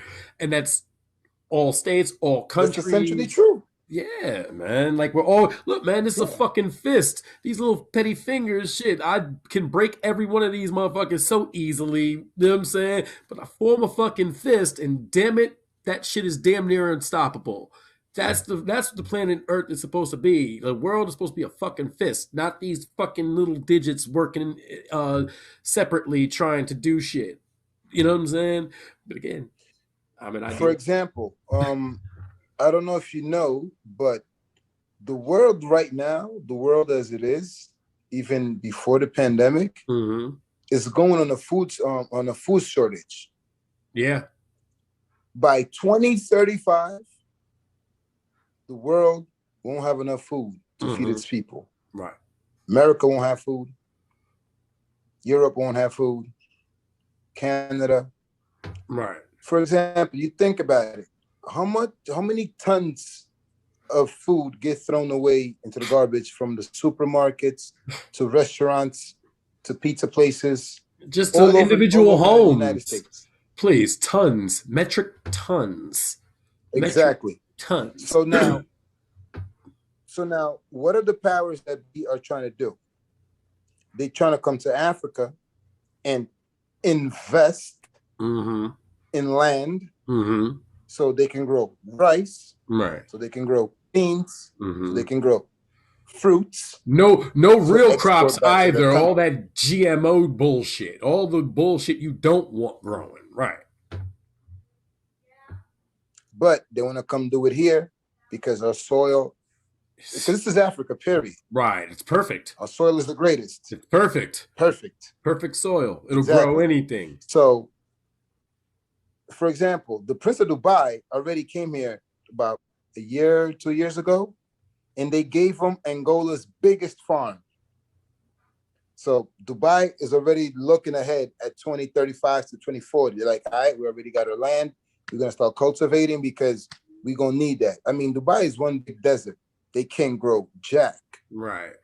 But you dig deep enough. Everything comes from... Right, but you dig deep enough, you'll find soil. You'll find what it is. You know what I'm saying? But you know, it's funny. They're also currently unearthing a bunch of newfound tombs in the Nile Valley and everything. So there's a lot of stuff coming up from the ground now. You know what I'm saying? There's a lot of different things that will be coming up. And that's what I'm saying. I think we as African Americans should probably go to Africa and also invest in the land and build it back up, but not just for that, but for the people there, for our people. You know what I'm saying? Like, let's build. Let's build. That's exactly what's not happening. That's exactly what's not happening. Do you have you heard what the situation is in Congo at the moment? Just war and strife. That's all I ever hear. Well, basically, right now, the Congolese government and the people in Congo are extremely devastated by the powers that be, because back in the day, the Belgians, because obviously the French still own Congo, so they had to dig out all the diamonds for them. Now, what are they digging out? Cobalt, which is a mineral that's used in what you're using right now, and what I'm using right now, and what everybody else is using right now. Cell phones, yes. Computers. Cell phones, computers. Yeah. Lithium. Apple Watches. Yep. Lithium is another Drake pills. Yeah. Lithium is another thing they're mining shit out of. So now these kids are under the worst conditions mining for this mineral for me to have this iPhone X that I'm holding right now. You know what I mean? And the people are tired of it. Like, Congo is such a rich country. When are the people of Congo going to benefit from Congo? Right. And traditionally they never have, because again, the French own these, like, and they keep them. The French and the Belgian keep Congo at war because the French own one part and the Belgians on the other part. So they keep the nationals at war. And I'm better than you. Your French is not better than mine. Right. But you know what? Why are we fighting about French when we should be uniting about our own language? All it would take, honestly, I'm one of those people that all it takes to start people thinking for themselves is to go in there and just talk to the people. You know what I'm saying? Those movements, the movements to, not to overthrow, but just to gain knowledge and perspective, come from the ground up. They never come from the top down. But see, out here, this is Africa. They won't even let you speak your mind up like that. No, they'll kill you. Let you try to say something against. Let you try to say something against the government. Yeah. Come on now. Yeah. Yeah. And listen, people think it's crazy here. Imagine a place where a lot of the fucking leaders are very lawless. They don't give a fuck. What are you saying? So what? Kill him. Get him. Like, come on. That's real. For example, like Luanda used to be a very violent city. Right.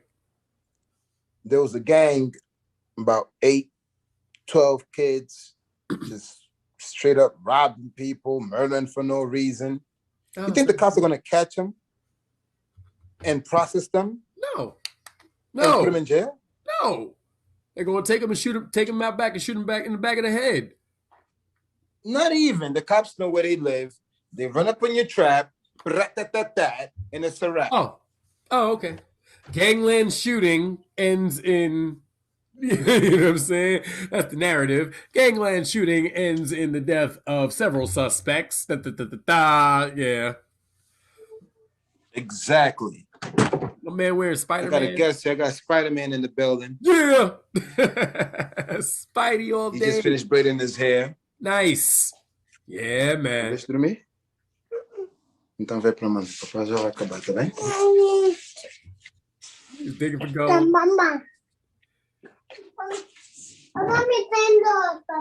Okay. I'll help you. It's about 11:30 at night. And he's up only because I'm doing this, because if not, he would have been knocked out. Of course. You know what I'm saying? But you know what? But okay, so now you live in Angola, and what's the environment like? Is that kind of is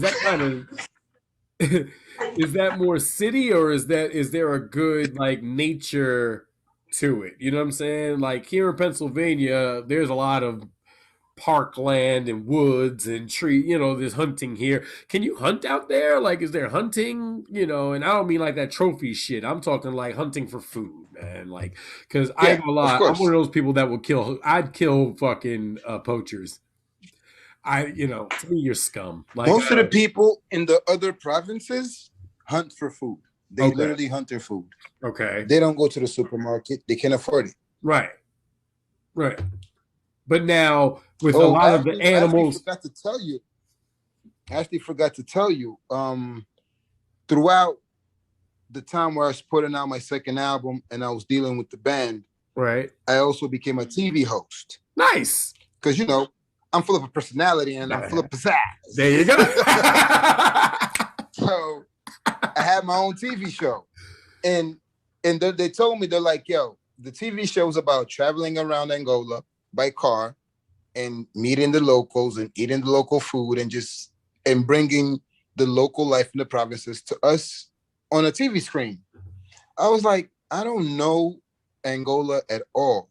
And you're going to pay me to go get to know my own country? Okay. And I'm going to be in a car and you're going to give me a cameraman and you're going to pay for my food. You're going to pay for the hotel. Let's go. Yeah. And that's exactly what happened. So I traveled all around the country. By car, which is strenuous because half of the roads aren't built, unfortunately.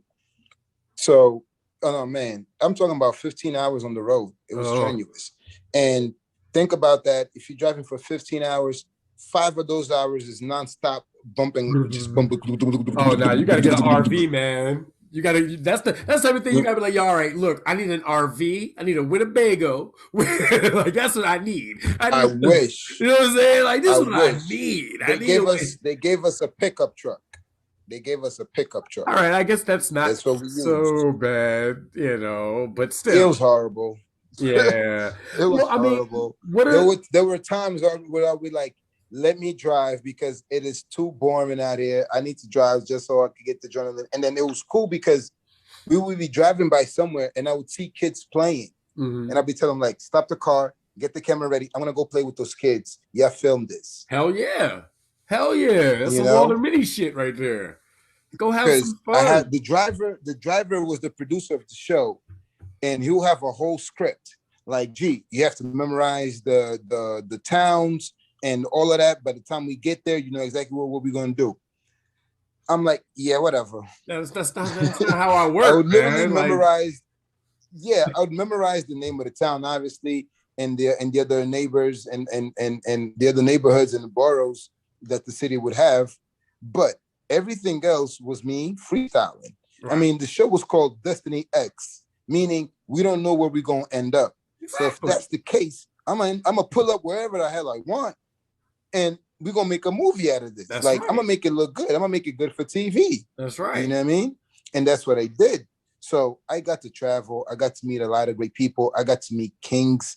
I got to see the most beautiful sunsets, the most beautiful sunrises. I seen all these different animals. I mean, it's definitely mind-blowing. And it's dope if you do it with somebody that knows, that'll take you to the different places, not just the touristy areas. You know what I mean? Right. I could take you to one of the biggest waterfalls in Africa, but I could take you to another waterfall right behind that nobody goes to. You know what I mean? And you're like, oh man, we're here dolo? Like, ain't nobody here? Nah. There's like 300 people at the other waterfall. There's only like 6 of us here. Right. You know? Like, I see, it's things like that. Like,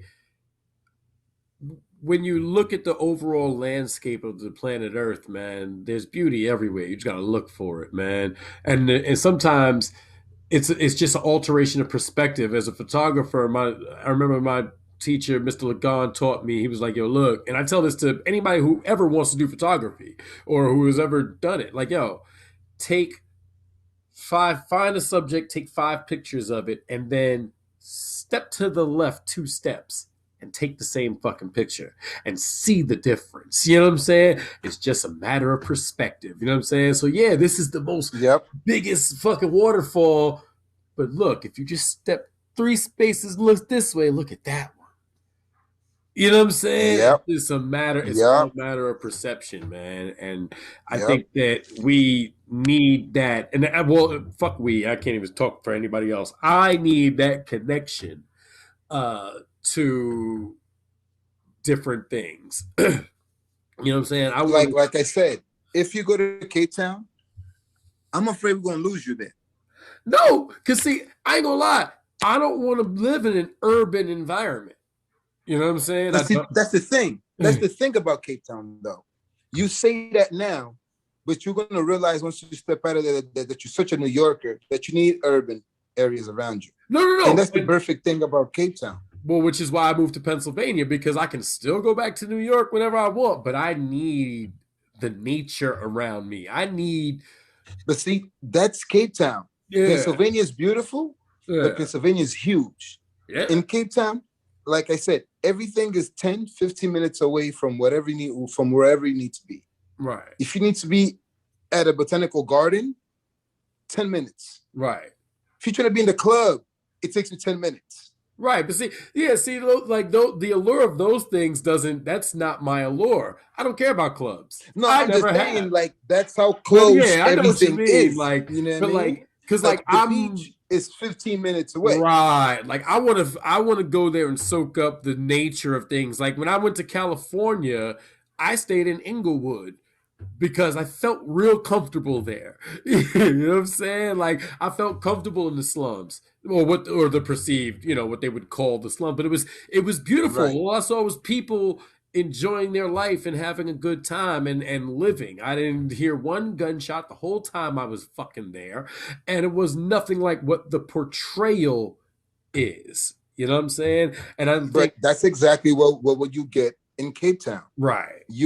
Because everything is so close that you're just gonna love it. I mean, but then like if you're in Cape Town, we can drive to the edge of Africa. We can drive to the edge of Africa. It's about a 2-hour drive, I believe. Right. But it's shit like that you could do that's real touristy. You know what I mean? Like shit. I'm on the edge. I'm literally stepping on the fucking edge. Right. I'm on the edge of the earth. On the edge you of know what I'm saying? earth. Like literally. And and I ain't gonna lie, I'm not a touristy guy. I don't want to go places and do the touristy shit. I want to go there and live there, like type shit. You know what I mean? Like I don't want to be a tourist. I want to ingratiate myself into the life of things because I don't want to. And that's exactly what I mean.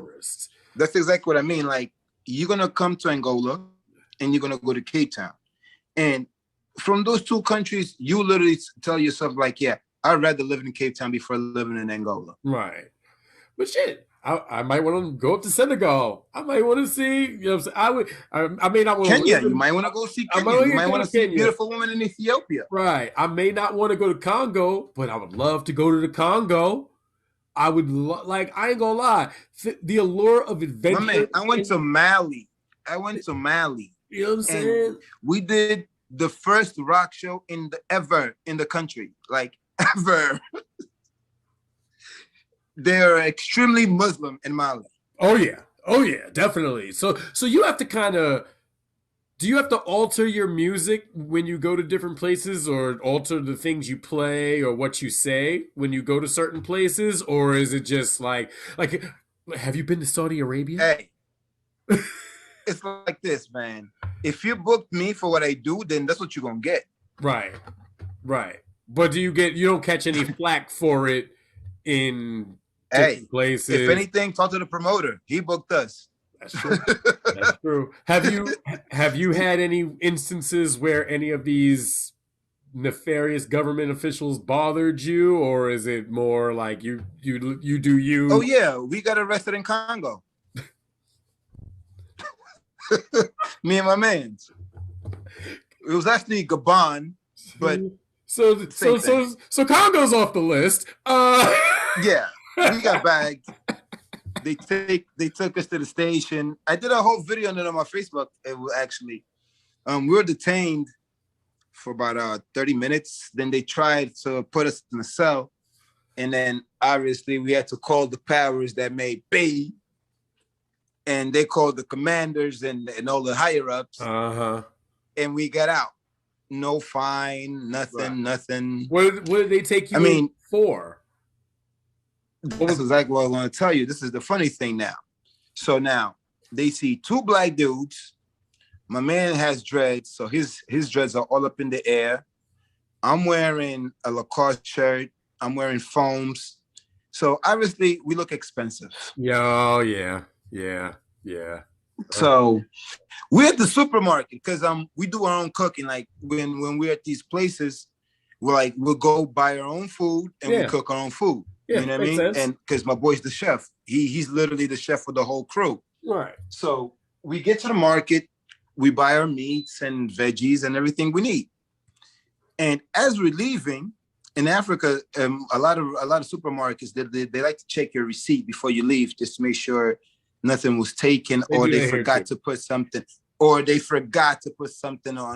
the receipt. Right. Yeah. So the guards in the supermarket tell us to stop. I'm like, okay, cool. Here's the receipt.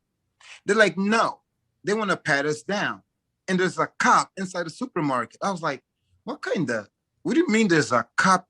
Okay, whatever. I was like, yeah, do what you got to do. Sure. So now they're frisking us.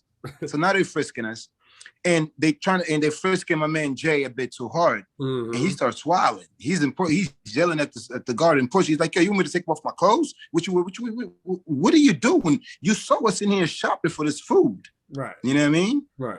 But the whole time, we have somebody with us who's from there. We're actually walking around with a journalist because he interviewed us the day before. Right. We told him, like, look, tomorrow we're going to go buy some food. Can you help us out? He's like, no doubt, I'll take you guys. So we do that, and he's asking the dudes and friends, like, why are you doing all of this to these two gentlemen? So, okay, whatever. We leave the supermarket, and now we're going to buy some other vegetables. So now we're just walking in a street market, per se. Mm-hmm. And I think that the cop that was in the supermarket radioed some more cops, like, yo, we just check these dudes. They ain't got no IDs on them. They got nothing on them. Bag them. You know what I mean? So now we walking around, we buying ginger and tomato and lemons. Right. And boom, a cop just pulls up right in front of us. S'il vous plaît.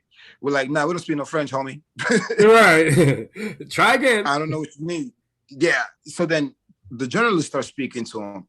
And he's like, oh, show us your ID, show us this, show us that. Like, he wants to see your documents. I'm like, look, I got nothing on me because this is Congo. Obviously, all my legal documents are back at the hotel. I'm not walking around the street where I could get kidnapped and y'all could take my passport or whatever it may be. Right. But Jay had his Angolan ID on him. So he pulls out his Angolan ID. The cop is like, nah, I don't want to see that. Y'all going straight to the thing. And I asked the journalist, like, a cab pulls up.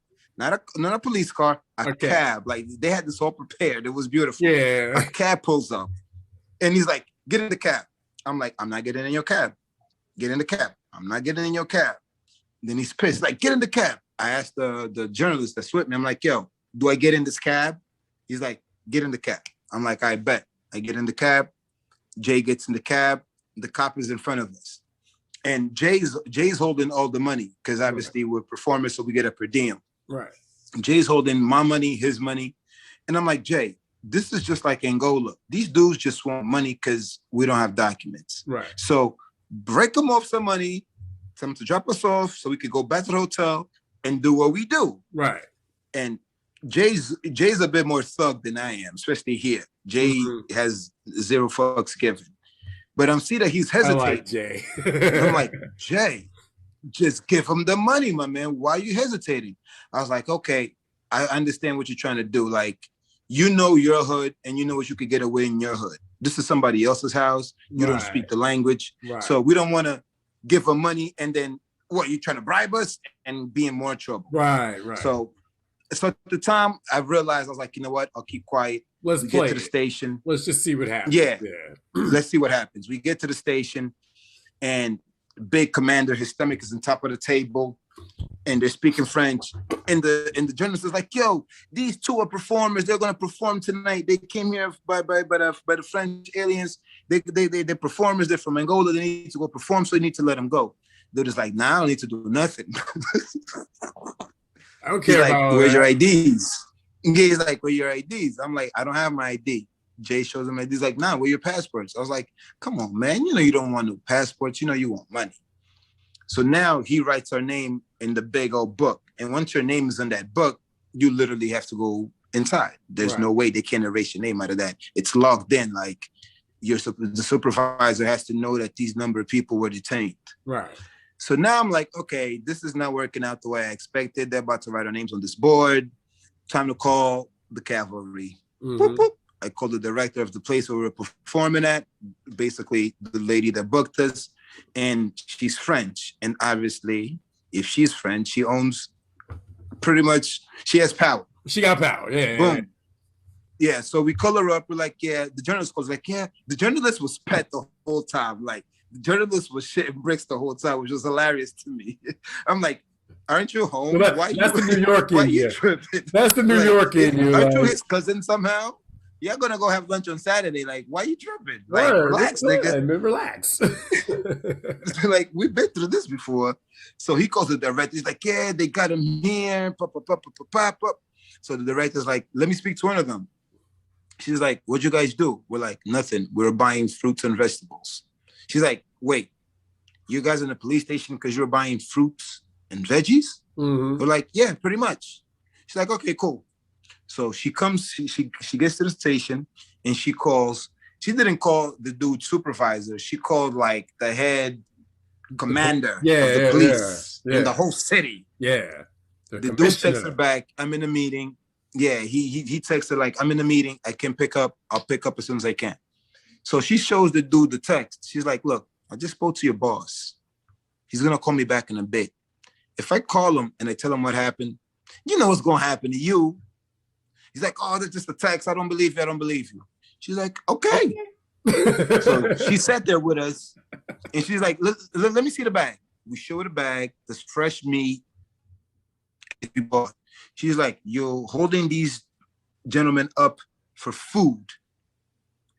So then at first, hey, this is the funny part. So they're like, how much do I have to pay you for them to leave? 100,000 francs, which is like $12,000 or some weird currency. Right, yeah. I was like, what? These dudes want 100 of francs? Lord Kofu in Queens. There's no way you're going to get 12,000 of them. Word. So now, by the time the commander comes, he tells us 12,000 was just the three of us with the journalists. So now by the time the commander comes, it's 6,000. So by the time he sees the text, it's 4,000. So then the commander calls. She speaks to him. He speaks to him. Now the dude is pet. You can see the dude. I don't even understand the language, but I deal with cops here. Did his so lips I start sweating? Face. Did his lips start sweating? This nigga was pet. Excuse me. He was like, you see, we. Oh, yeah. I was like, yeah. Yes. Yes. You just got your booted ass. Should have done that. My man went from 12,000 to 6,000 to 500 francs, which is like $1. Right. And they're like, we just need that money so we could pay the cab that brought the guys over here. The lady was like, okay, that money comes out of your pocket because you shouldn't detain them in the first place. Right. My man, we were detained, like one cop pulled up in front of us and then 4 more showed up out of nowhere. I was like, doesn't that sound familiar? The tactics are the same. They did the same thing to us. It was the weirdest shit.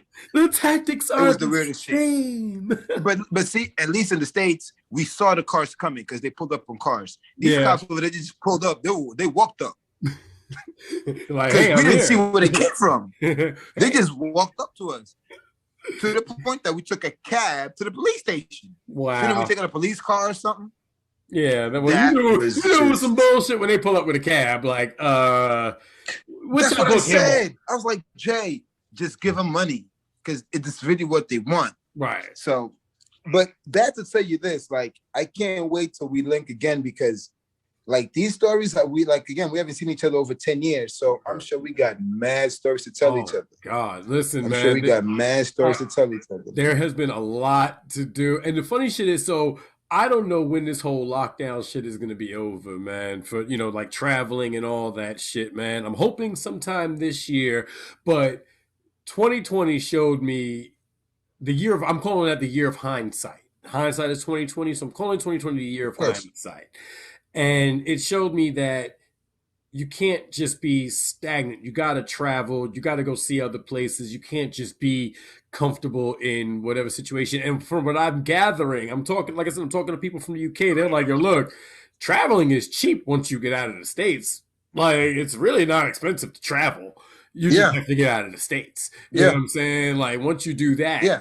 And the States doesn't give you the open-mindedness and the willingness to travel. Right. How many Americans own passports? Let's keep it real. I don't even have a fucking passport. You know what I'm saying? But, luckily, I'm not a felon. All you got to do is go to the post office and get a passport. Yeah, exactly. Out here, we got to fill forms, get online, pay a lot of money just to get a passport. Right. I wish we could literally walk to the post office and get a passport. At this point, I think everything should be on my phone. Like, why can't I vote on my phone? Why isn't there an app? Exactly. Why isn't there an app for my passport? Like, look, my phone has a biometric signature that I gotta put my fingerprint on. This is me. Boop. Here's my passport. Why is it all not digital? My fucking gun license and my membership to the NAGA is in digital form. So why can't I get a fucking driver's license in digital? Everything is digital now. You mean to tell me you really got to make me dig out my wallet to get you my ID and all that? Like, come on, man. Like, look, here's my fingerprint. Boop, there you go. That's me, right? You know what I'm saying? 'Cause, fuck it. But I kind of agree with you to a certain point. And do you know where the best place to be during this whole COVID situation? In the woods. Africa. Africa, right? Africa. It didn't touch you. Did it? I mean, y'all got hit. Some places got hit. Of course. The whole world got hit. Right. But our numbers are minimal compared to yours. You know why? No obesity. We have the sun. And well, yeah. We have the sun. Right. That's it. Vitamin D. Right. That's it. Right. And I take vitamin D, but think about it like this. You have to take it. Protects you technically. You actually take a pill of vitamin D. Right. We are just exposed to it all day. All the time. But that's how it's supposed to be anyway. Like I said, I'm African American, so I was born in the northern hemisphere above the equator. Subtropican. If I go to Africa, it's gonna hurt me for a while. I'm burned. I'm gonna be a different shade completely, but that sunlight is gonna filter in through, especially because I'm kind of beige like a motherfucker, so I'm gonna absorb more vitamin D from it. You know what I'm saying? That shit is definitely gonna be good for me.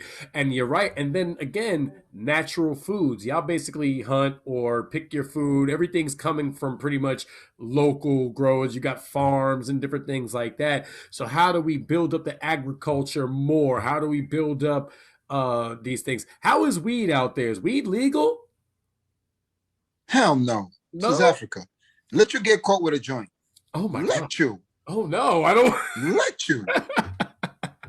So I gotta be in my house to smoke it, basically.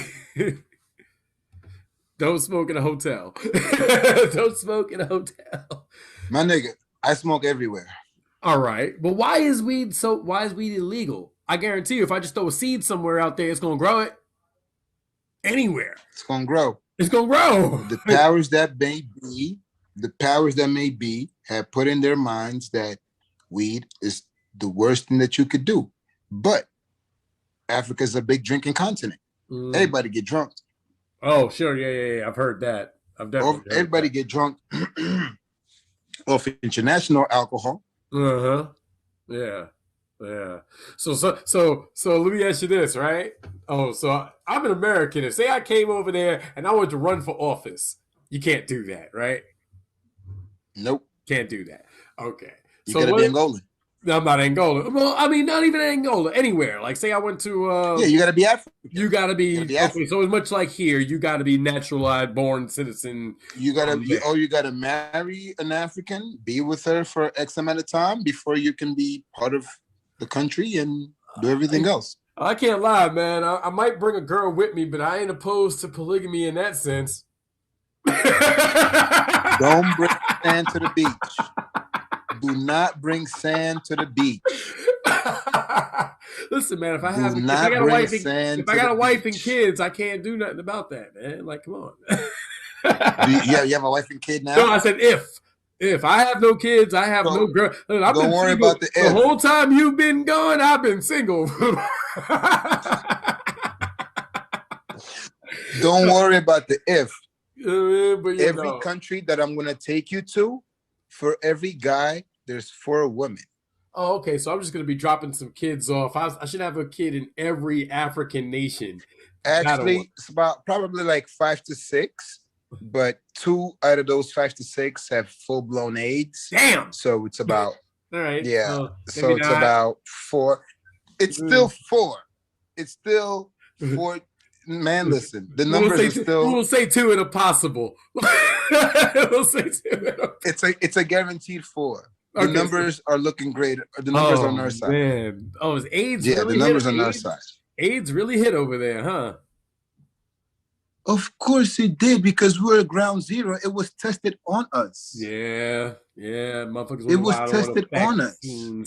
Yeah. Exactly. It was tested on us. So people think that's conspiracy theory. People think that's a conspiracy theory. They really do. You can go on YouTube right now where the South African dude, white dude, explains how the whole operation was done. He explains how South Africa went to the United States to learn tactics on how to keep the blacks down. If there's they went to New Orleans. Yeah. They went to New Orleans. If you go to Cape Town, a lot of places in Cape Town look like New Orleans. And then you ask yourself, why is that? Mm-hmm. Because that's where they went to do all their research and studies on how to keep blacks down. Right. You know what I mean? Right. All of the AIDS tests were done here. Mm. People had AIDS that didn't know had AIDS. Right. Right. Well, some dude rapes a girl. He gave her AIDS. He didn't know he had it. She didn't know she has it. Right. But all of a sudden, and she's, is that really and she's beautiful. She's tall, beautiful, bodacious, and everything.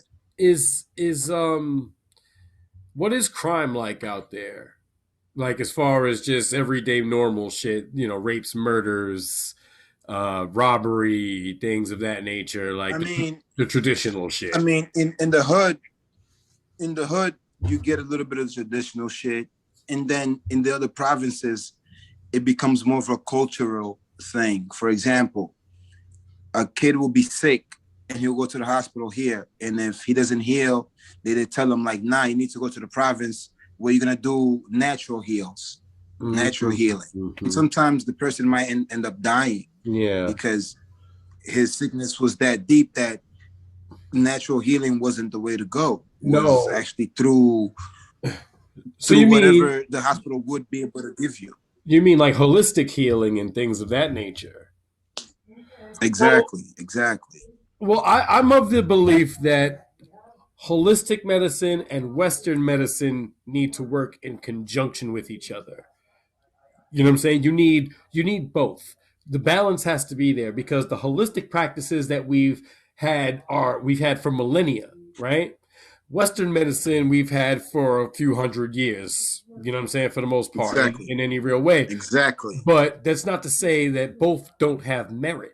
Both should be able to be utilized, you know what I'm saying? But I think that pills come from African plants. Right. But Brazilian plants. Right. And now think about it like this. If there's nothing natural that happens to you that nature can't cure. The problem is there's so much unnatural shit that nature can't compensate, because nature has its own problems trying to heal itself from the parasitic man has, it's fucked it up to the umpteenth degree. Exactly. You know what I'm saying? Exactly. And I often wonder if there is a way for us to save the planet. Get back? Yeah, because if we can give back to the planet, I think the planet can heal itself. Because I think we as individual people, we are innately connected to not only each other, but to every plant and every animal in the world. You know what I'm saying? Like, because think about it. If you go and you grab and touch a tree, like, you feel life. It's life in your hand. You know what I'm saying? And if you just look at it as, it's just lumber, you just anatomize it. You know what I'm saying? You make it an inanimate thing, but it is a living thing.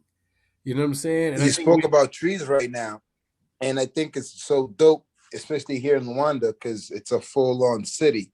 But our trees here, like, the roots are so big that they tear through the city. Like, they tear through the sidewalk. Like, hey, I'm Africa. I'm not supposed to be under cement. Get this concrete off me. Like, you literally see the roots just bursting out. It's so dope, man. It really is. And like, I just want to. This continent itself is just magical. I just want to eat the food and meet the people, and you know what I'm saying? Because I ain't gonna lie, I like some good mangoes. Yeah, man. Like, it's just because I ain't gonna lie. Like I said, I'm shooting for self-sustainability in everything that I do. So I want to, like, I got a greenhouse.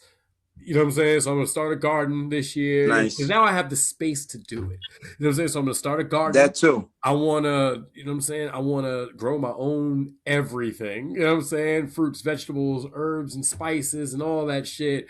And then just learn how to hunt. So I'm going to learn how to bow hunt. I want to learn how to forge metal and forge weapons. So I'm going to learn that. You know what I'm saying? And that's the life that I want to live. And I can do all those things in Africa. You can. I can do all that. Yeah, you can. You know what I'm saying? I can do all that. And with internet, like you said, you stay connected. You're still doing your podcast. You're still doing your thing. Right. You know what I'm saying? How is the internet out there? Who y'all got? AT&T? Damn it. No, it's definitely European. It's a mix of African and European. Okay. All right. So my phone. Yeah, America doesn't really fuck with Africa like that. America doesn't fuck with Africa like that because when they first separated the colonies, America wasn't at the table. Right. America wasn't the superpower that it is today. Right. So Africa got divided within the European nations. Right. And then I think of it like, yo, look, all the us African Americans, and again, I hate that fucking term, but all of us African Americans need to take a good, long, hard look at perhaps at least going to visit and seeing what it is. Talk to the people. You know what I'm saying? Don't just do touristy shit. Go be amongst the people. You know what I'm saying? You know how many celebrities we get out here, especially in Cape Town, because like I said, it's more of a metropolitan city. Yeah, please. Trevor Noah got mad people Lamar, coming over there. DJ Envy, Envy, Charlemagne, Kevin Hart. Listen, like Dave Chappelle. Like, please. Chappelle. I mean, like Chappelle was walking around the streets normal. Man, I met Mos Def in Cape Town. I believe it. Mos Def just chilling. I believe it. But you see, hip hop, and I count Dave Chappelle as hip hop, and stand up comics, I count like stand up comics, hip hop, and well, music in general for the most part, but stand up comics and hip hop especially are like the last true bastions of truth telling in the world. You know what I'm saying? Yep. So I really have a real reverence for stand up comedy, as much as I do for hip hop. And that's kind of happened lately more as I've listened to the Joe Rogan podcast and then listened to other stand-up comics through that. I've just gained such a more profound respect for that craft and that artistry that I didn't realize I necessarily had, you know what I mean? And I think that that's a wonderful thing. And then I think those two things should intermingle more in a way. I think stand-up comedy and hip-hop definitely have a great connection in that way, especially with it's truth-telling. Yeah. It's truth-telling at its finest. It's raw truth-telling. That's why they go together. Yeah. Simple as that. But I'm gonna have to I think it's about that time. Yeah, man, we can wrap it up, man. We can do your thing. It's damn near midnight out here. Yeah, exactly. And I'm freaking starving. So I'm gonna go eat. I gotta put little man to bed. Yeah, put little man to bed. He thinks it's a party. Oh shoot! Listen, well, it kind of is. It's a reunion. We can't have that. But listen, exactly. No, he'll think it's a pajama party. Yeah, but yeah, we having our own reunion. Basically. But yo, listen, brother. Yo, let's do it like this. Every time you have an interesting topic, when you have more people, hit me up. Let me know ahead of time, and I'll join the panel. And you know what? We'll take it from there. I did a hip hop joint, like two hip hop special editions, for the most part, and I'm gonna do another one. I'm just gonna keep that one going, like just do a hip hop theme joint every month or so, like one or two. So definitely, I'll hit you up, man, for sure. Because that's definitely, especially for the worldwide aspect, like just to get the idea and all that. Yeah, man, we'll do it. But beyond that, listen, anytime you got a project you want to promote, or you just want to fucking chop it up, hit me up, brother. We can do it anytime. All right, no doubt. Brother. Oh, and everybody, go check out my new album. Yeah, man, tell everybody your social all media. Platforms. Yeah. YouTube, everything. So listen in, survive, man. It's definitely a vibe. Word up. Tell them your social media so they know where to find you. I'm going to put it on IG. Anyway. You can find me under Real, which is REAL_MG_Mvula. On Facebook, you can find me under Geovani Borges. So just stay tuned, stay in. And there's going to be a few things coming up. More videos, more interviews. Stay tuned. Yes, sir. Yep. For my brother MG, for special guest Sin Knowledge, I am, of course, your boy Frank Starfire. I want to thank you so much for joining me. This has been the Just to Be Frank podcast. One love. Abracadabra. Peace. Hey, what's going on, y'all? It's your boy Frank Starfire. Thank you so much for watching. If you like what you heard, do me a favor. Hit the like button, hit the subscribe button, and then share the living shit out of this. Or keep it to yourself so you can be that much smarter than everybody else. Also, do me a favor, hit the links in the description so that you can get some more great content from me and some of my friends. And feel free to drop a line in the comments, even if it's just to tell me that I'm a fucking moron. Thanks for watching. One love, abracadabra.